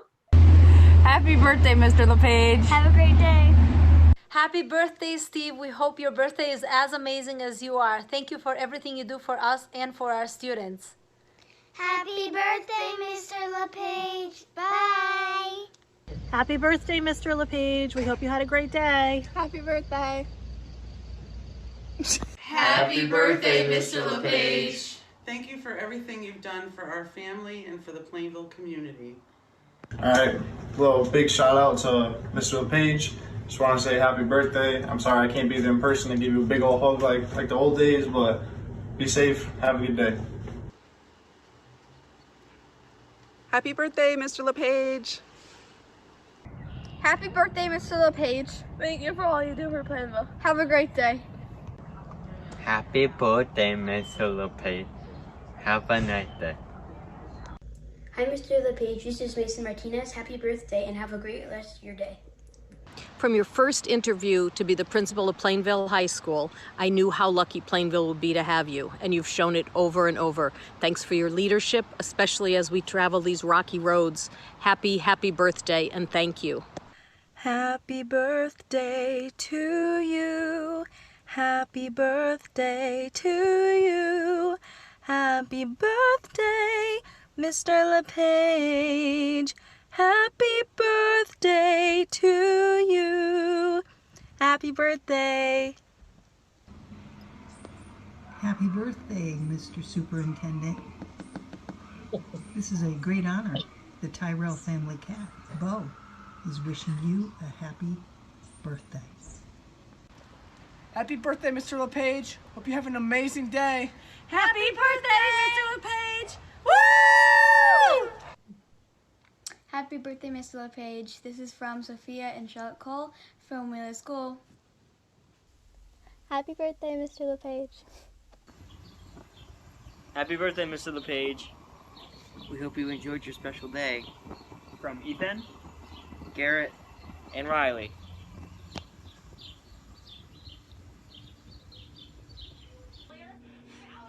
Happy birthday, Mr. LePage. I hope you have a great day today. Stay safe. Ready? 1, 2, 3. Happy birthday, Mr. LePage. Hi, Steve. It's Samantha Miller. Just wanted to wish you a very, very happy birthday and to say thank you so much for everything that you're doing for the town and for our kids and all the hours that you've been putting in during the week and the weekends away from your family. Again, thank you and happy birthday. Enjoy your day. Bye. Hi, Mr. LePage. It's Cooper's Report. Happy birthday. I hope you have a great rest of your day. Bye. Happy birthday.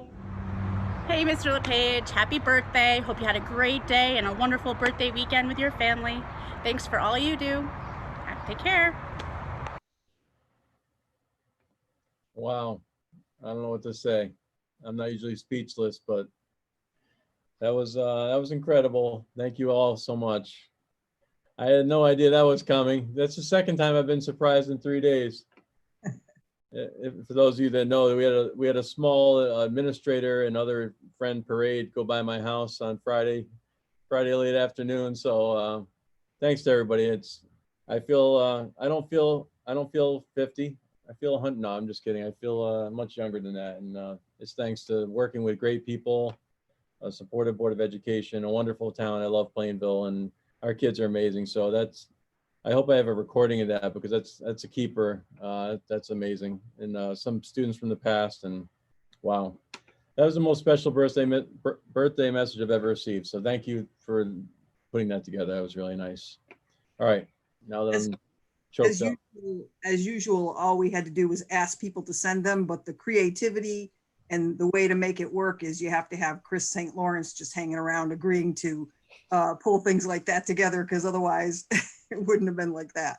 Well, he's pretty amazing. So thank you, Chris. I really appreciate it. And all the things you've done for the district over the years. So if you're hearing this, thank you so much for that very meaningful birthday message. It makes turning 50 almost less painful. No, it's not that bad. I'm ready for 50 more. So thank you. I think that concludes our special presentations tonight. That was a surprise. And for those of you that want to go about your evening, feel free to do so, and we'll begin the regular board meeting. Becky, it's all yours. Thank you.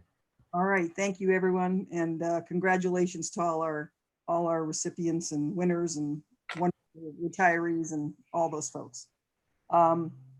So this brings us to our regular meeting. So we are looking for, I'm looking for a motion to approve minutes of the May 11th, 2020 Board of Education meeting.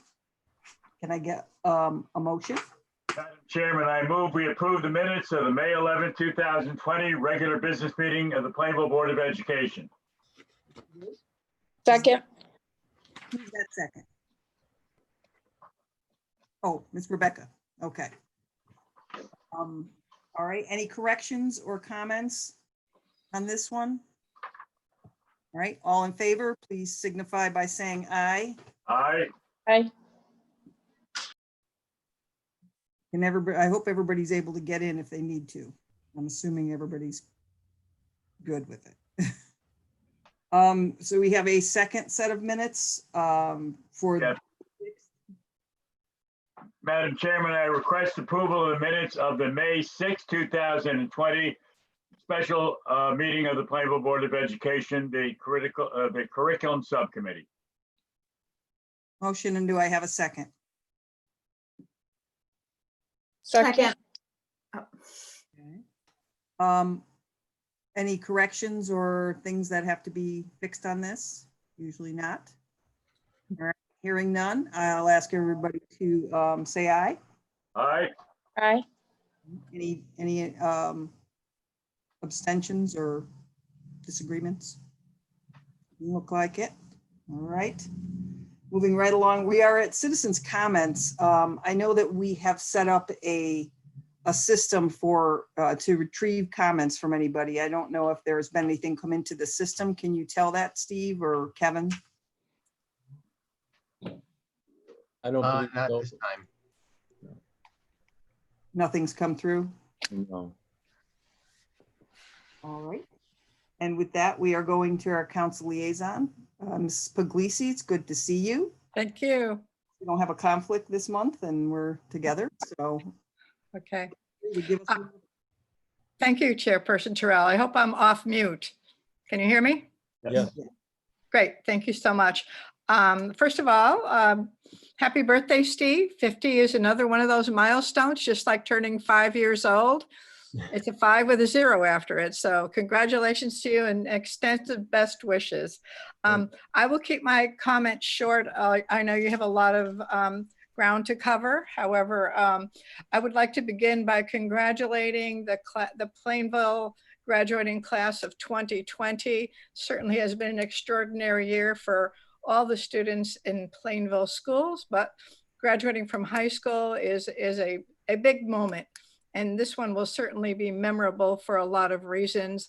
I congratulate all the hard work that they have done with the support of their parents, the teachers, the administrators of Plainville schools. It's a 12-year process. And again, sincerest congratulations to all of those who are graduating. Also, if I may add my congratulations to the retirees. I've known some of them for a very long time. I wish all the very best in their future endeavors, and I hope they have a healthy and long retirement and do everything that they hope they can.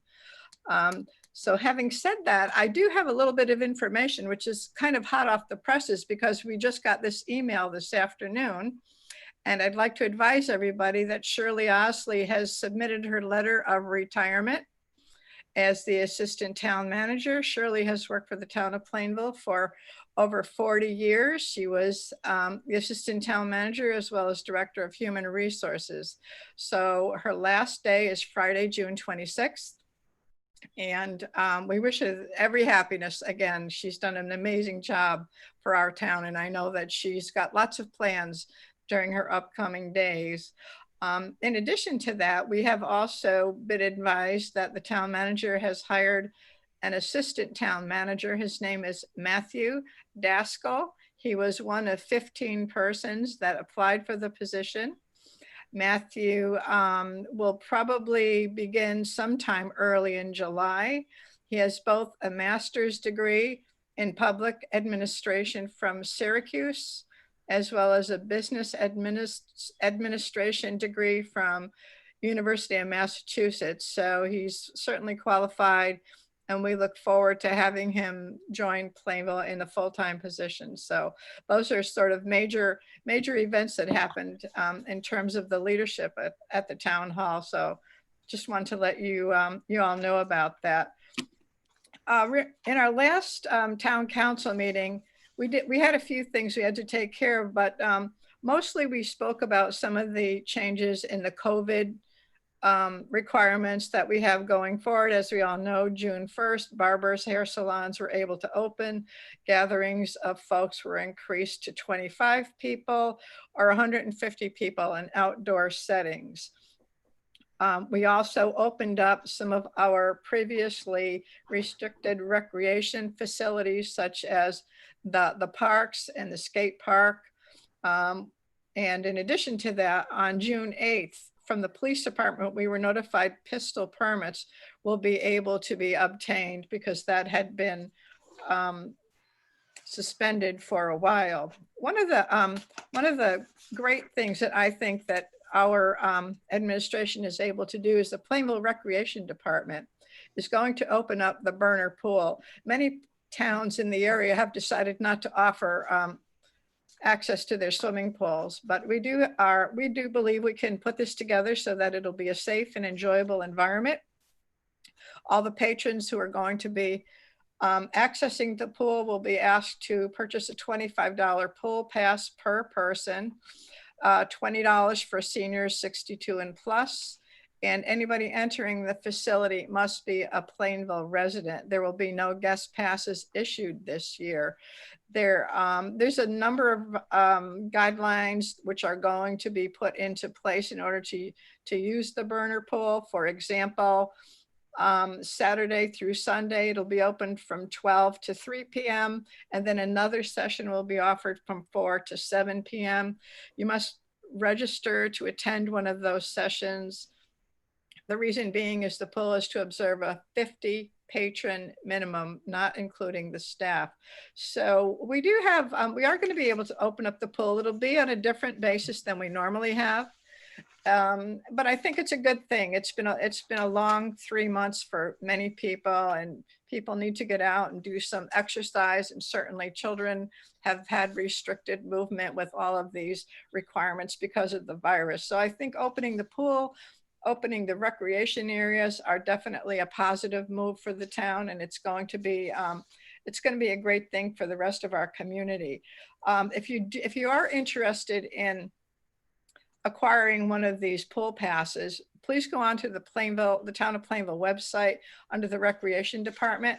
There's an online section where you can fill out your request to get a pool pass and pay for it that way. So again, we're trying to get things going as best we can.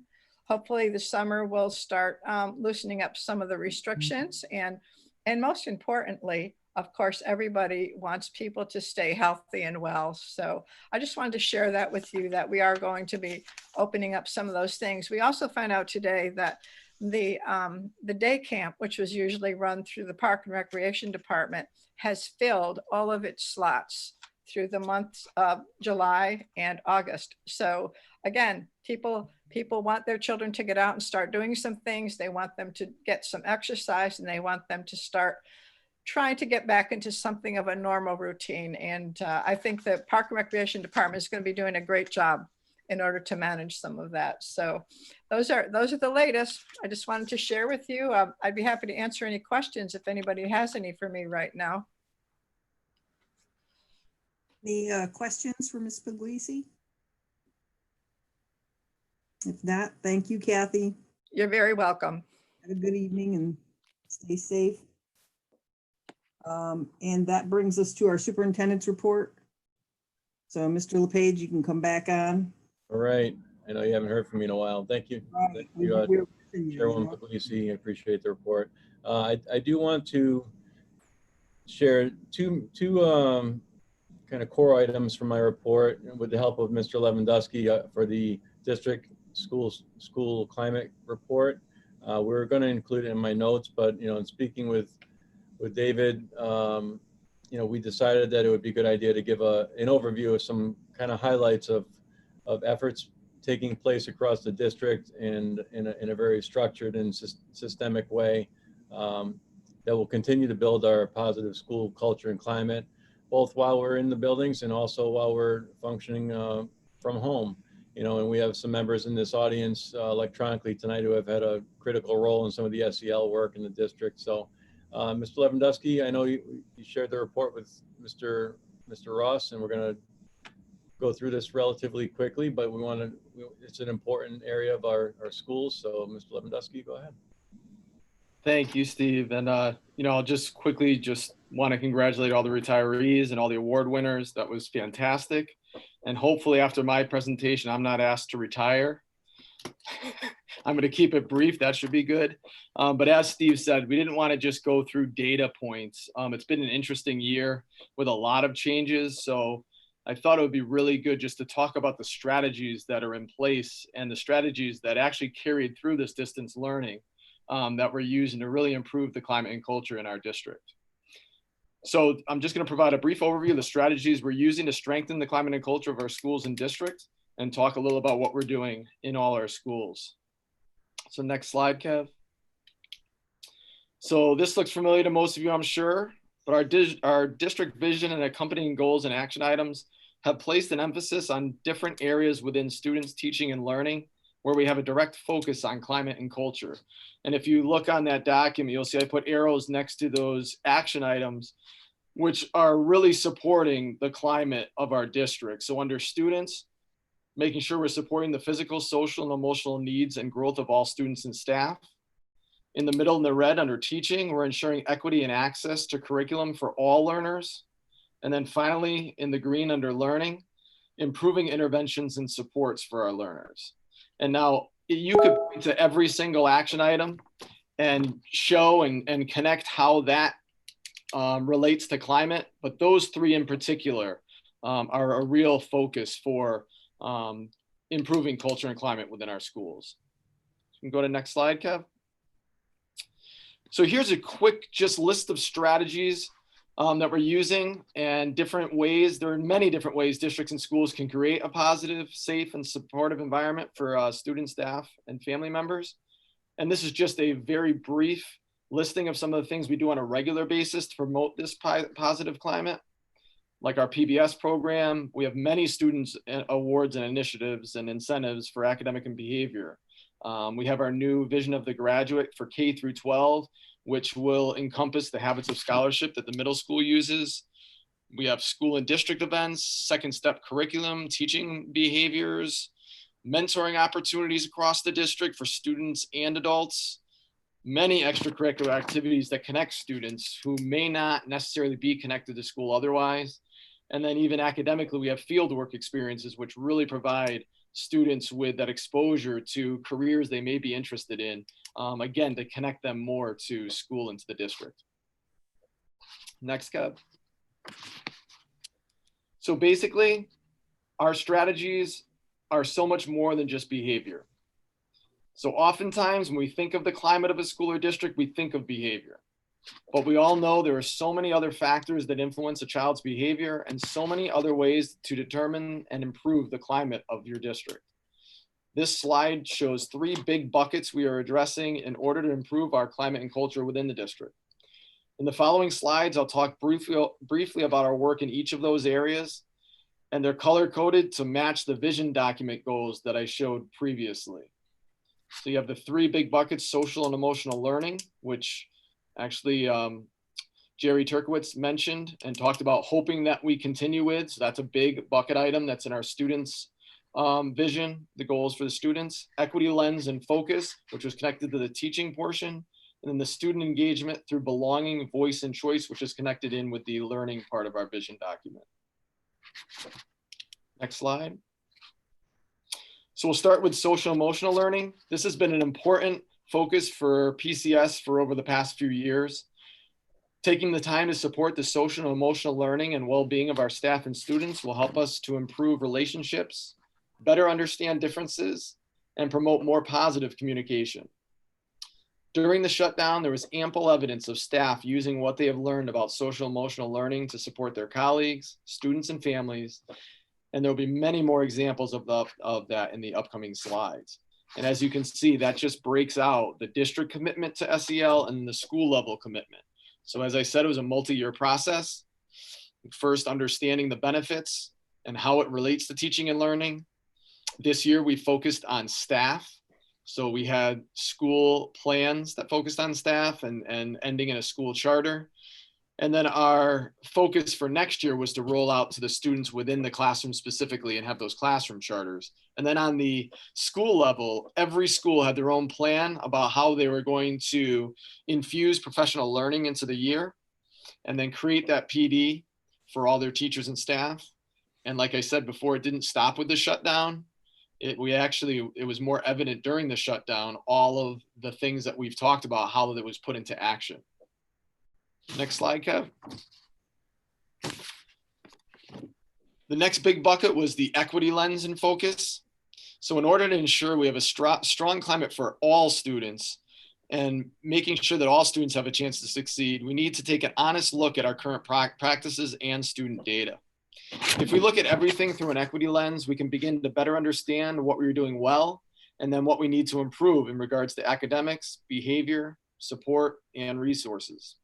We have begun this process through the work of our district equity committee, through our administrator PLCs, and also in our monthly data analysis.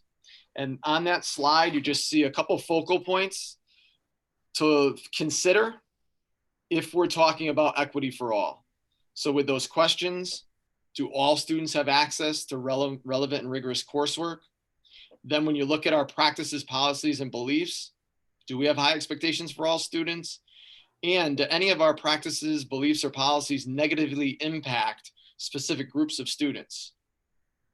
And then looking for discrepancies in our data for discipline, for attendance, for academic performance. So these are all things that we're looking at in a strategic way on an ongoing basis so that we can improve what we're doing for every single student in our district, no matter what background. Next slide. Our last bucket, student engagement through belonging, voice, and choice. Students learn best when they are connected with the school. Providing students more opportunities to express their needs, feel empowered to choose their educational paths, and develop trusting bonds with staff will help them feel more connected with the school. We are increasing these opportunities and helping students have more of a voice in when, what, and how they learn. And listed are just a couple of the things that we're doing across the district to improve that student engagement. The secondary guidance counselors all had a goal this year, and it was really to connect kids to trusting adults and make sure every kid had a trusting adult that they can confide in. Making sure we have way more opportunities for students to show proficiency in what they're doing, more choice in how they're presenting information to teachers, having decision-making ability with some of the things we do in a school or the district, and then making sure that students have a say in their work and they can give feedback directly to teachers about the learning and the teaching that's occurring. Next slide. So that brings us to learning and distance learning and the shutdown. So we made sure that staying connected through distance learning was a priority. And this year became a unique opportunity to really implement what we were learning with regard to social emotional learning. So these strategies became one of the most important pieces of our distance learning implementation. And these are areas we highlighted in various state presentations we were asked to do. The items on the slide are just a few of the many ways we stayed connected as a school community throughout distance learning. I am truly proud to be a Plainville community staff member, as throughout this pandemic experience, all staff has worked to find new and innovative ways to stay connected with students and families and to improve upon our already strong and positive climate and culture. And on there, you can see many of the ways Steve mentioned before, some of the things we had on our website to connect people with Virtual Everyday Hero and making sure we were still using some of the recognition systems we had when we're in person in actual brick and mortar schools and move them to the virtual world. It made more of a sense of normalcy for a lot of students and families throughout this process. But then we did a lot of innovative things and a lot of teachers came up with great innovative ideas, and same with the administrators, to really recognize students and staff during this time. A lot of Google meetings that we did academically, we also did some for socializing a class so kids could still get that connection to other kids in their classroom that they weren't getting at home, being more isolated. We continued with virtual mentoring. I mean, Sue Bradley did an incredible job of continuing that program, even virtually, and many of those mentors that were doing it in person were still doing it virtually. A lot of those morning messages and nightly read alouds continue daily for our kids as a connection. Many community parades that some of you were a part of. Surveys to parents, students, and staff to still get their input, again, getting voice and choice in what we're doing. So again, a lot of these things were ways to just continue to connect with people during this process where you could easily have become more isolated and withdrawn. And lastly, next slide. I'm just going to open it up to any questions or comments. But again, we just wanted to highlight some of the strategies and initiatives that we're doing across the district that really will hopefully help to improve our connections with students, improve their experiences within school, and you know, help them advocate for their needs and make sure that we're meeting every single student where they are and making sure every single student is successful as they progress through Plainville Community Schools. Does anyone have any questions for Mr. Lewandowski in the on the presentation? Climate presentation? No questions?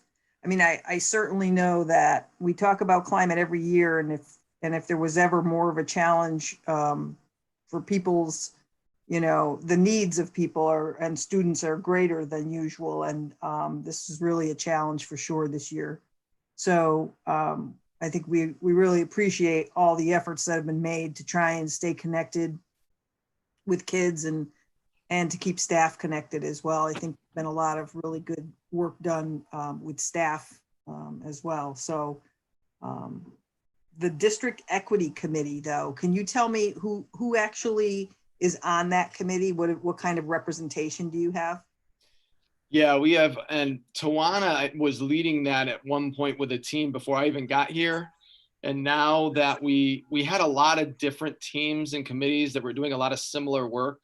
So part of our Safe School Climate Committee, part of our work was to combine part of that equity task force with our social emotional learning piece and the Safe School Climate piece so that we can have a committee. It was representative of administration, teachers, support staff, special services.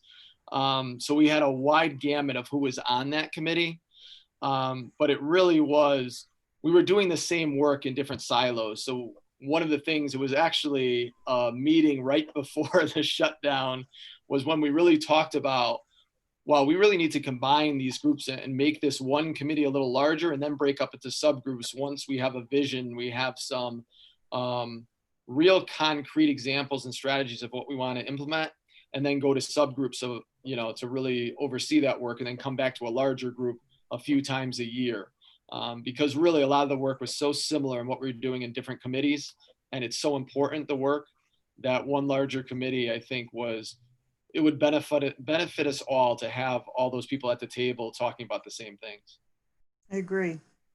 That previous group. I'm almost thinking we may want to have a board, get a board rep on there, because it's, you know, that's a vital function of what's happening. Yeah, that'd be great, Becky. And you know, in the past, the Equity Task Force planned district professional development for the entire district that happened in November and then in March. And Tawana was a big part of that. And Roca and, you know, Maria Colangelo and, you know, Lily Cornell. I could go on and on. I think there's about 15 members on that committee, and I was on the committee. We all developed a program that we then shared with all the staff. Tawana, feel free to add anything to that. But, you know, we talked about implicit bias and a number of different, you know, pertinent topics that really helped us to look at ourselves, look at the way we were raised, and, you know, what implicit biases we may have. And then, you know, how does that impact us in the classroom and how we teach and educate and support kids? So feel free to add anything to that, Tawana. You're much more eloquent in speaking. No, not at all. So I just wanted to add that, so part of the goal was to help everyone better understand their own connections and what groups they belong to, but to also ultimately develop cultural competence. So this idea of, you know, we started off by tapping into implicit biases, and our plan was to kind of continue on with that work. But there were some other things that kind of came up. But I think it's still extremely important. I think that there are so many things that are ingrained in our, you know, kind of like our psyche, and it determines how we interact with people, what we do, what we say. But the committee also did some really good work at looking at behavioral referrals, who was enrolled in AP courses, And we really started to dig deeply and look at, so what systems, practices, policies do we currently have in place? Who is benefiting, who is not benefiting? And to Dave's question, or excuse me, one of the questions on the list, and who is being negatively impacted? And we began to see that there are some students and clearly some areas where we could improve. One of the most powerful things I think we did was pull in the voice of students and then the voice of families. We surveyed staff, we surveyed families, we surveyed students to really just, and we had focus groups just to really kind of ask, you know, all of those groups. So how is your experience in Plainville Community Schools? What can we do better? How can we improve? And some of that work is what bore out in some of the professional development we had designed over the past couple of years. Thank you, Tawana. That's great. Thank and you. that work will continue and it'll expand, as I kind of referenced in my letter home to families on Saturday morning, based on the current climate in our country and in our state and our town. It's important everywhere that we continue to look at equity and look at all those topics that Tawana mentioned and Dave also referenced in his report, and think, how can we do better? Are there any other questions before Steve moves on? So I'm going to go on to the next part of my report. I know this is quite a lengthy agenda, but this is very well. First, I want to give I do want to give a shout out to the latest Everyday Heroes, because I noticed Michael Bonsamino is on the line, and so is on the call, and so is Mr. Johnson. So I'm gonna insert those because I should have put them with the others from the last two. So because I'm really pleased, and there were student nominations for and it's pretty exciting. But Mr. Johnson, every time I see a video from him or a chat when he conducts, he's no. Yes, that's right. Every time I see a video from him or a chat that he conducts, he's always very positive and uplifting. I saw conducts and I thought I was reading the wrong one. Always has a smile on his face. He seems to go above and beyond his normal duties to make this a great end of the year for our seniors. So that was the nomination was from Julie Levine, about Mr. Johnson, the high school principal, and I can't support that anymore. He's an incredible principal and he's doing a tremendous job in difficult times. And then Mr. Bonsamino, Michael Bonsamino. Mr. Bonsamino has been the best teacher during virtual learning. He always has a smile and he's easy to talk to in Google Meetings. Mr. Bonsamino has good opinions on everything. I like being able to still share my music with him, even though we are not at school. Mr. Bonsamino is always happy. He brings joy to the students. Thank you, Mr. Bonsamino. That's from grade 4, Nolan M. So I just wanted to add those two Everyday Heroes. I think it was important to include them because we don't have another board meeting this year. So that was my chance. And as you can see, Mr. Ross is navigating our virtual Everyday Hero link on the website. And there are many that I've received that has a picture, it has the description. And I think, between Nick and Lynn, working with me on this, they've done a great job of building this site where we can kind of keep these in perpetuity, if that's the right word. They're up there forever. So we'll keep adding to it. And we highlight a couple each week that stand out and that we kind of randomly select. So that brings me to the next part of my presentation. The PHS Fieldwork Experience Internship Program. And this is an overview. I'd like to thank Lynn Davis, Sue Bradley, and Deb Peichel for providing the bulk of this overview and a recap of the first year of this program. So I'd like to thank them for the work they did to make the PHS Fieldwork Experience a great success this year. I'd like to share this brief overview from this trio and a document that they shared with me last week, giving feedback. You also received this, but it also had the feedback about the students. I'm going to condense it a little bit just for the sake of time. Last week marked the culmination of year 1 of the PHS Fieldwork Experience Internship Program. While we shifted to the remote learning model in March, 8 students in the Fieldwork Experience Program were still able to successfully complete the internship requirements, earning academic credit in completing on-site internship hours via hands-on career exploration at a variety of host sites. Each of these students documented their individual experiences and growth through a series of written reflections over the course of the semester leading up to their final virtual presentations to us, and in most cases, their host site mentors. While each student shared individual experiences highlighting their learning, all the students demonstrated and articulated personal growth and recognized the value and importance of communication, teamwork, collaboration, work environment, climate and culture, diligence, professionalism, flexibility, thinking outside the box, and stepping out of their comfort zones to learn new skills and develop competencies to succeed in their workplace roles. All of the students acknowledged the value of the internship placements relative to career exploration and planned next steps for schooling and the workforce. In addition, all the host site representatives reported very positive experiences in working with our students. It's obvious that they spent a great deal of time planning well-rounded tasks and workplace opportunities for our students to participate in. Their support has been exceptional throughout the FWE placements, and each of the host sites has offered to participate in the program going forward. The host site mentors have been an invaluable component in the FWE program, and we are extremely grateful for all they have contributed. So due to time limits, I'll share each of the students who participated in their site, but I'll let you, the board members, I shared a full report and I can make that available on the website as well. That has feedback shared by each of the students. So Helena Yowen, who is our valedictorian, did her internship, or our fieldwork experience, I should say, with New Britain Herald. Nick Lentini was with New England Service Company. Laurel Guadarrama did hers with the Plainville Police Department, as did Esteban Torres and Alexia Sorois. All three were with the Plainville Police Department. Ali Chambrello, our board liaison, did hers with the Lorero Engineering. Jillian Peck did her fieldwork experience with VCA Veterinarian next door. And Jaden Wolfart did the fieldwork experience with Daria Sargent's classroom over at Tafalon. So we had a nice variety. It was a great first year, and I want to congratulate the work of those three. And then the final paragraph from their report, the conversation that the coordinators had with interns and mentors has reaffirmed the value of this program. All students reported they were extremely grateful for the opportunity to participate in the program and offered to share their experiences with PHS students next year in an effort to expand participation. The authentic learning that has resulted from the internship experience has helped students to develop goals, grow as people, and imagine ways they can be productive members of society.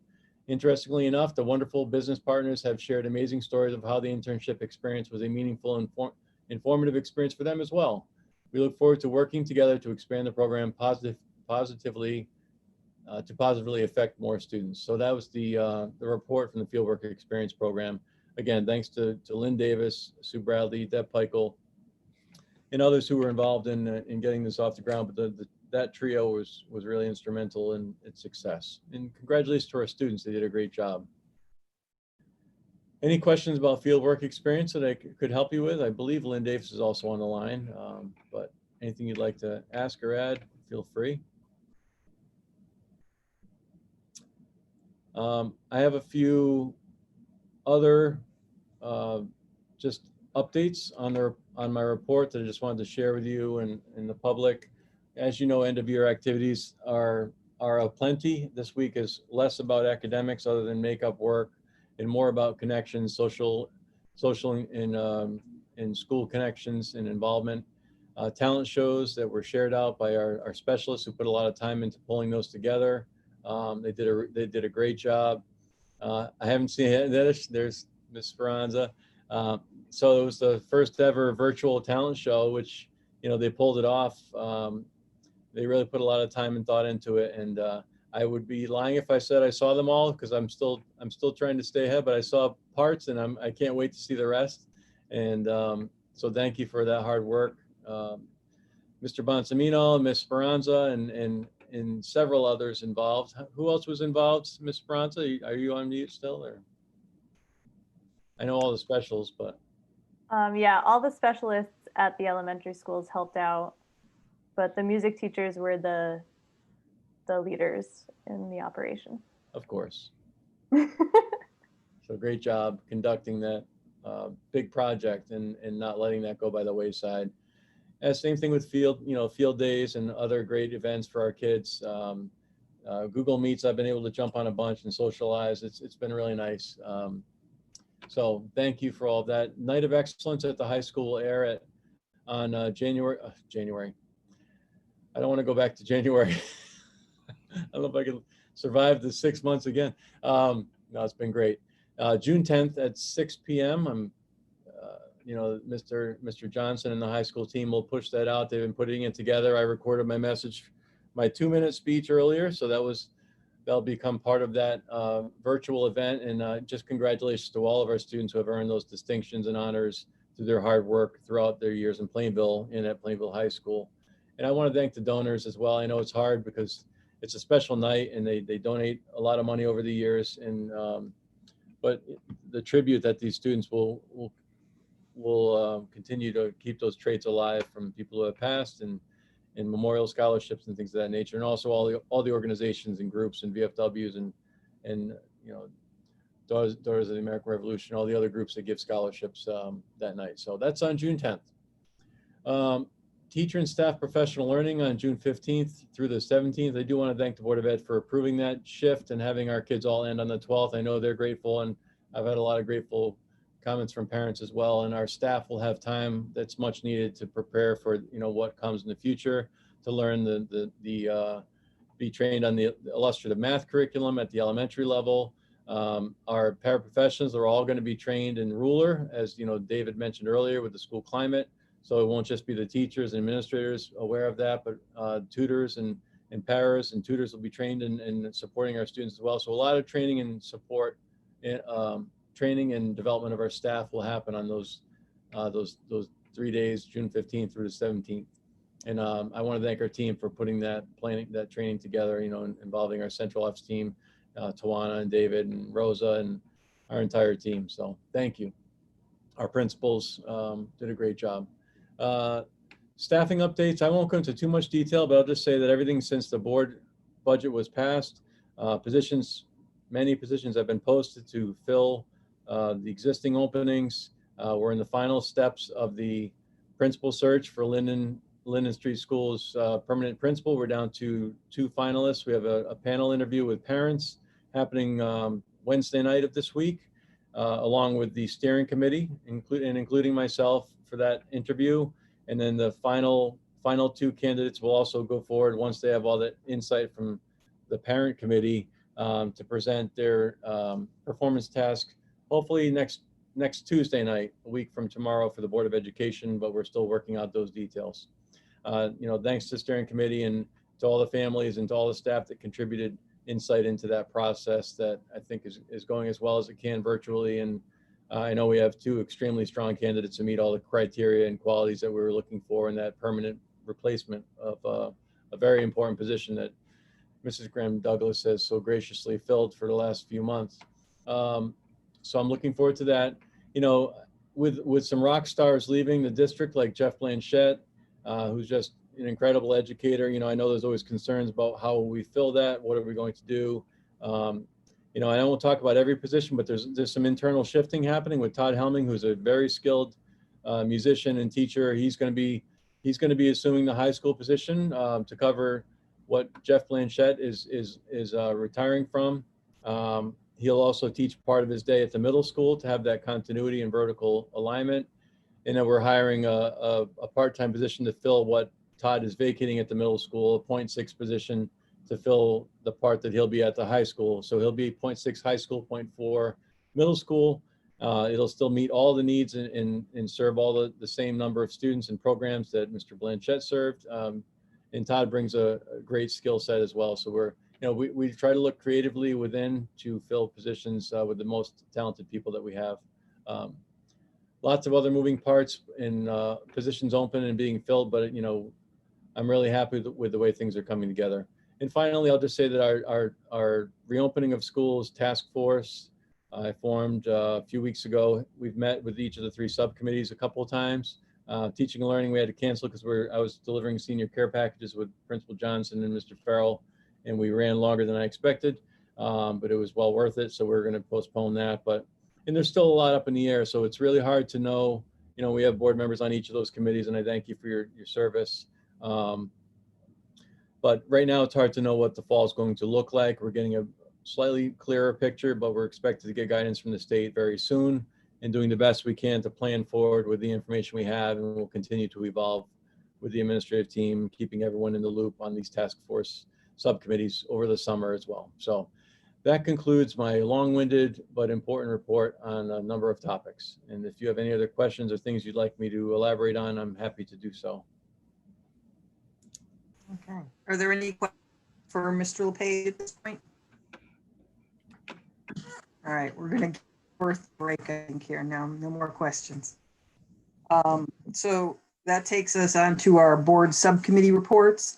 And first up, we have our student representative report. Allie, is there anything? You're still on here, Allie? Yes, she is. Anything that you would put forward? Well, graduation's this Friday, which is very exciting. I'm personally very excited about it. The Night of Excellence is coming up this week where they're going to hand out all the Common Scholarship Awards. And right now, kids are just kind of dropping off, well, the seniors are dropping off all their textbooks and stuff in their Chromebooks at the high school. And everyone's just kind of getting ready to say goodbye. All right. And where are you going in the fall, Allie? At least where do you think you're going?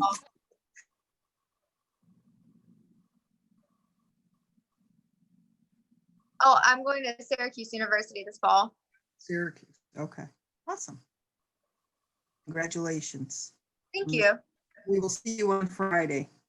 In real time, we're actually going to see you on Friday. All right. Catherine's on here. We're not going to have Catherine, we're not going to make Catherine say anything today unless she has anything she wants to add. I just didn't want to ignore her.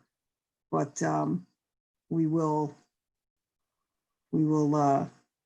go on to our next report. So I know we did not have a facilities and finance subcommittee meeting, and we did not have policy. We did, however, have a curriculum meeting, and we approved the minutes of that earlier. And I don't really think there's much to add to that, Mrs. Wells, correct? Right. It was mostly really centered around the math curriculum. And that was our main topic. So that was the only one we had. Outreach we did not have. Are there reports from the high school PAC?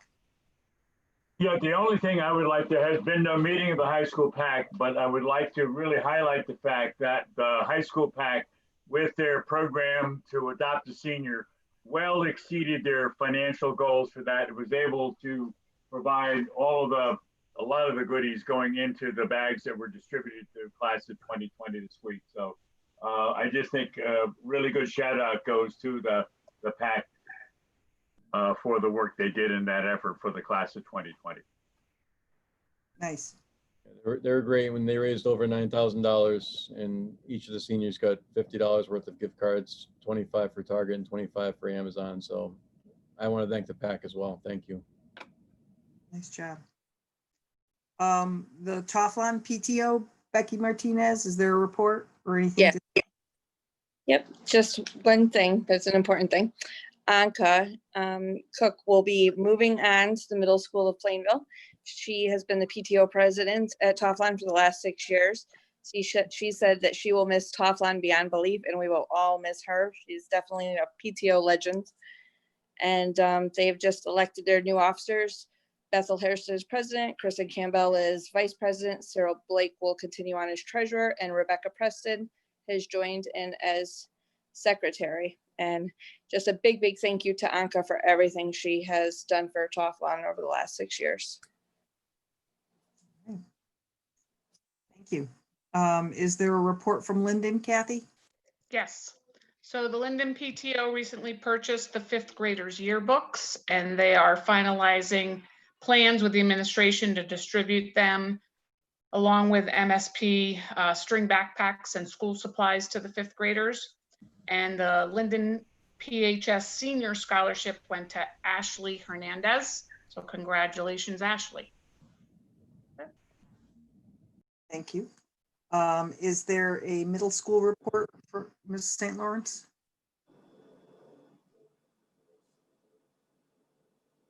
You're still muted, Crystal.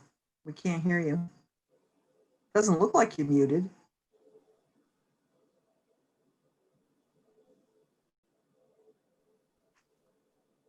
I'm going to go over to Wheeler and I'll come back to you in a minute, Crystal. Yep. A report from Wheeler. The only thing I have is that they did their 5th grade reverse wave last Wednesday at the middle school. Thank you. Middle school, are you there, Crystal? Can you hear me? No? Yeah, kind of. But you're a little foggy. Can you hear me? Frozen. Yeah, I think you're frozen, Crystal. I can hear her. We can hear you, but just your video is frozen. I can hear the voice. All right. You want to just turn your, oh, there she goes. Now? Is that Yep, better? that's better. So the MSP PTC met on Tuesday, May 12th. It was the last meeting of the year. They just wrapped up loose ends, and their officer nominations and elections for 2020 to 2021 school year is postponed till October 2020 after their first meeting, which will be held in September. And that's pretty much it. All right. Thank you so much. I did not attend the May CREC meeting, so I don't have a report for CREC. And the chairperson's report, let's see. Oh, well, just, you know, I want to add, apparently I live on a very busy street. Close the window. I want to add again my congratulations and thanks to all our retirees, Mr. Talata, Teacher of the Year, very well deserved, and our student award winners. So it was a great night with a lot to celebrate. So it's always a great, you know, a great evening on the last night of the board, the last board meeting of the month of the year, so that we can celebrate all the great things that have happened across the district. The superintendent's evaluation is ongoing by the Board of Education. We just kind of, it's a process where Mr. LePage is reporting to us on his goals, and we are in the process of doing that evaluation based on those goals and some of the documentation that we're going to be using. So we will have to meet virtually once or twice. Hopefully we can get it done in that period of time. And we will have an evaluation for our superintendent. I would just like to add my thanks to all the staff and parents and teachers and everyone for their resilience this past few months. These have been some really difficult and trying times, and for people to be patient with each other. I think, you know, it's been very difficult to do that, but when people were patient with each other, I think we had good outcomes. As everyone will say, there is no such thing as perfect. I think once in one of our meetings, Mr. Lewandowski said, don't let good be the, how was it? Don't let perfect be the enemy of good, right? And that became a little bit my motto, because I could tend to get stuck on things because of that. So I like that one. I've used it, said it backwards apparently, but I've used it several times. So I really appreciate that. And then lastly, I just wanted to mention that, you know, this past week, I was able to participate in the Unity Walk that Plainville held, and it was really well attended for a small community like ours. And we marched from the Municipal Center down to Norton Park, and many of the speakers there discussed the fact that, you know, how important education is in the issues of the day, and how important education is as an equalizer across the board. And so I had been thinking a lot about what Mr. LePage shared with us in his message and messages I've seen, but I ran across something actually last night there's a superintendent in Watertown, Connecticut, and he is an African-American gentleman who sent a message to his staff and faculty and shared it with the public as well. So I just wanted to read to you a couple of excerpts of what he said, and I found it to be really a message that I can get behind. He said, recent news stories remind us that moral outrage alone is not enough to create a safe harbor for those of us who are predisposed to dehumanizing treatment based on the color of our skin. As my hope began to wane and the ongoing fear that I have for my 5 sons grew, I remembered the unique position we are in as educators. Amid all of the coronavirus-related cancellations, we must let our students know that hope is not canceled. Our commitment to the children we educate and the communities we serve goes far beyond the standards we teach or the lessons we design. As educators, we have answered the call to shape the next generation of young adults who will help us create a more democratic, fair, and just world. According to John Dewey, democracy begins in conversation. If we want our students to be active participants in the creation of a more democratic and just world, we need to teach them not only to think for themselves, but also to speak to one another.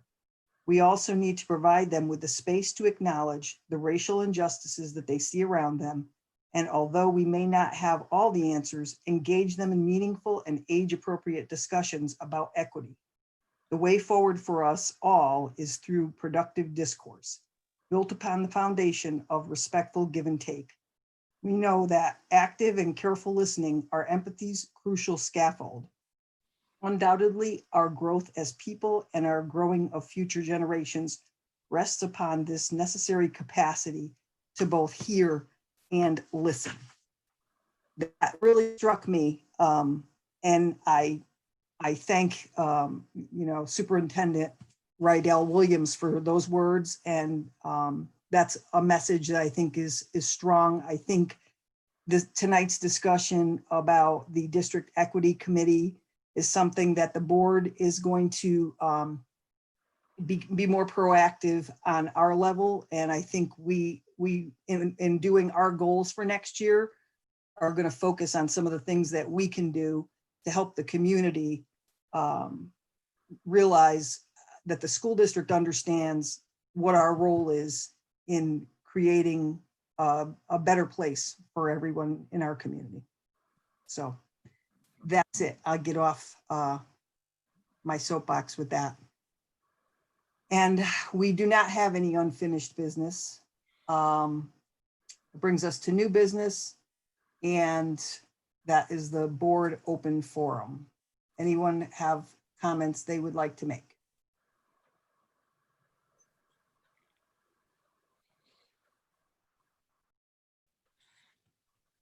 No comments? Okay. I will make it quick. I just wanted to say I'm very happy with everything I heard tonight at the board meeting. I'm actually going to make a comment about how the Unity March was well attended and how I noticed so many of our students there. And I was going to actually ask about the Equity Committee and if, what we did as far as students' feedback and bringing students to the table. So Tawana actually answered some of that during the reports, so I don't have to ask it. But I'm glad that will be more of a focus going forward for sure. And congratulations to all of the retirees, the award recipients, and a big congratulations to Tawana Graham Douglas. That's extremely well deserved, and we are so lucky to have you. Anybody else? All right, Mr. Adlerstein, are you here with us? You are, I can see you. I am. Are you going to give us a quarterly special education report? I will. I have a quick report for you. Each quarter you ask us to report on special ed tuition because it's such a volatile item in our budget. Well, this year, everything's a volatile item in our budget, so this is just one of many. Last time I reported on special education tuition, we were thinking we'd be right about on budget by the end of the year. The update this time is that we are looking to be a little over $200,000 favorable to budget. So about $206,000 favorable to budget. That's because the special education department made adjustments with each of the schools based on activities they were still providing or not providing for students. Between now and the end of the year, some of that money does belong to the state. The state does fund some of our special education tuition through the excess cost grant. And so we will want to take that into account out of that $200,000 favorable amount and adjust for that at the end of, between now and the end of the year. But so it's good news, special education tuition. Is there, and this is more of a curricular probably, is there any thought that we're going to need additional funding throughout the course of the summer for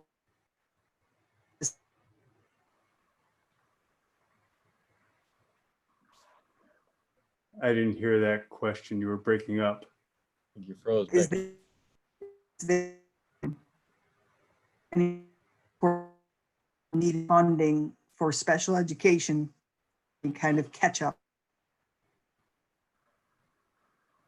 And there has been some funding allocated for some testing catch up so that we're not so far behind for next year. And Vicki, feel free to jump in on that.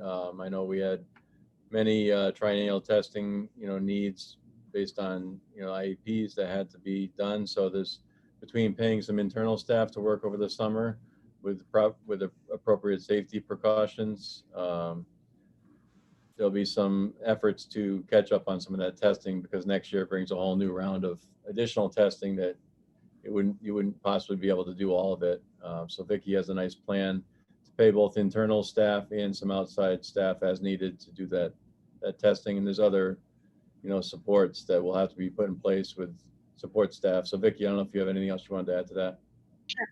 I think the State Department of Education, Brian Klimkowitz, the bureau chief, has really tried to make a very strong distinction between extended school year, which is what we've always provided, and what he's calling compensatory education.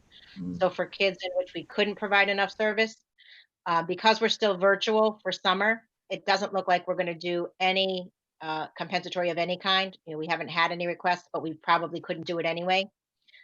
Where that compensatory request may come in would be in the fall once we're back live. And what we're really hoping is that we've been able to collaborate with families and to be able to find ways to creatively meet kids' IEP needs. So we won't have a lot of that compensatory ed, but I really won't know until we see what the fall will look like. Okay, I apologize. I fell out of the system for a couple seconds there. All right. So that's our special ed report. Thank you very much. No turf report.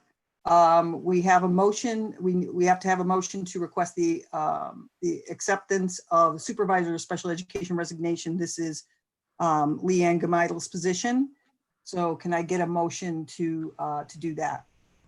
Madam Chairman, I move that we accept with regret the resignation of Leanne Gamindle, the special education supervisor. Okay, we have a motion. Do we have a second? Somebody's got to come in and second. Second. That was Nicole. Second from Nicole. All in favor, please signify by saying aye or shaking your hand if you don't get it. There we go. Aye.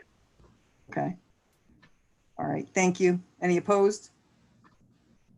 We're all opposed, but we can't do anything about it.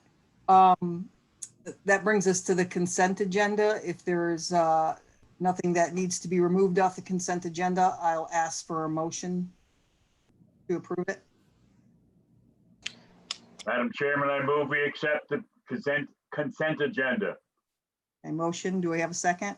Second. All right, second by Ms. Martinez. All in favor of the consent agenda, please say aye or wave your hand. Aye. Any opposed? Thank you. Motion passes. All right, and that brings us to adjournment. So we'll see everybody at graduation on Friday. And thank you all for your work. It's been a long night, and but I think we got a lot done and we celebrated a lot. So get a motion to adjourn. Motion to adjourn. Motion to adjourn, and I'm going to let you second that, Nicole, okay? All right, all in favor of that one? Aye. Aye. Should say aye, right? Aye. Thank you all so much. Thank Have you. a great- have a great- Good night. Stay safe, everyone. Good Thanks night. so much. Good night.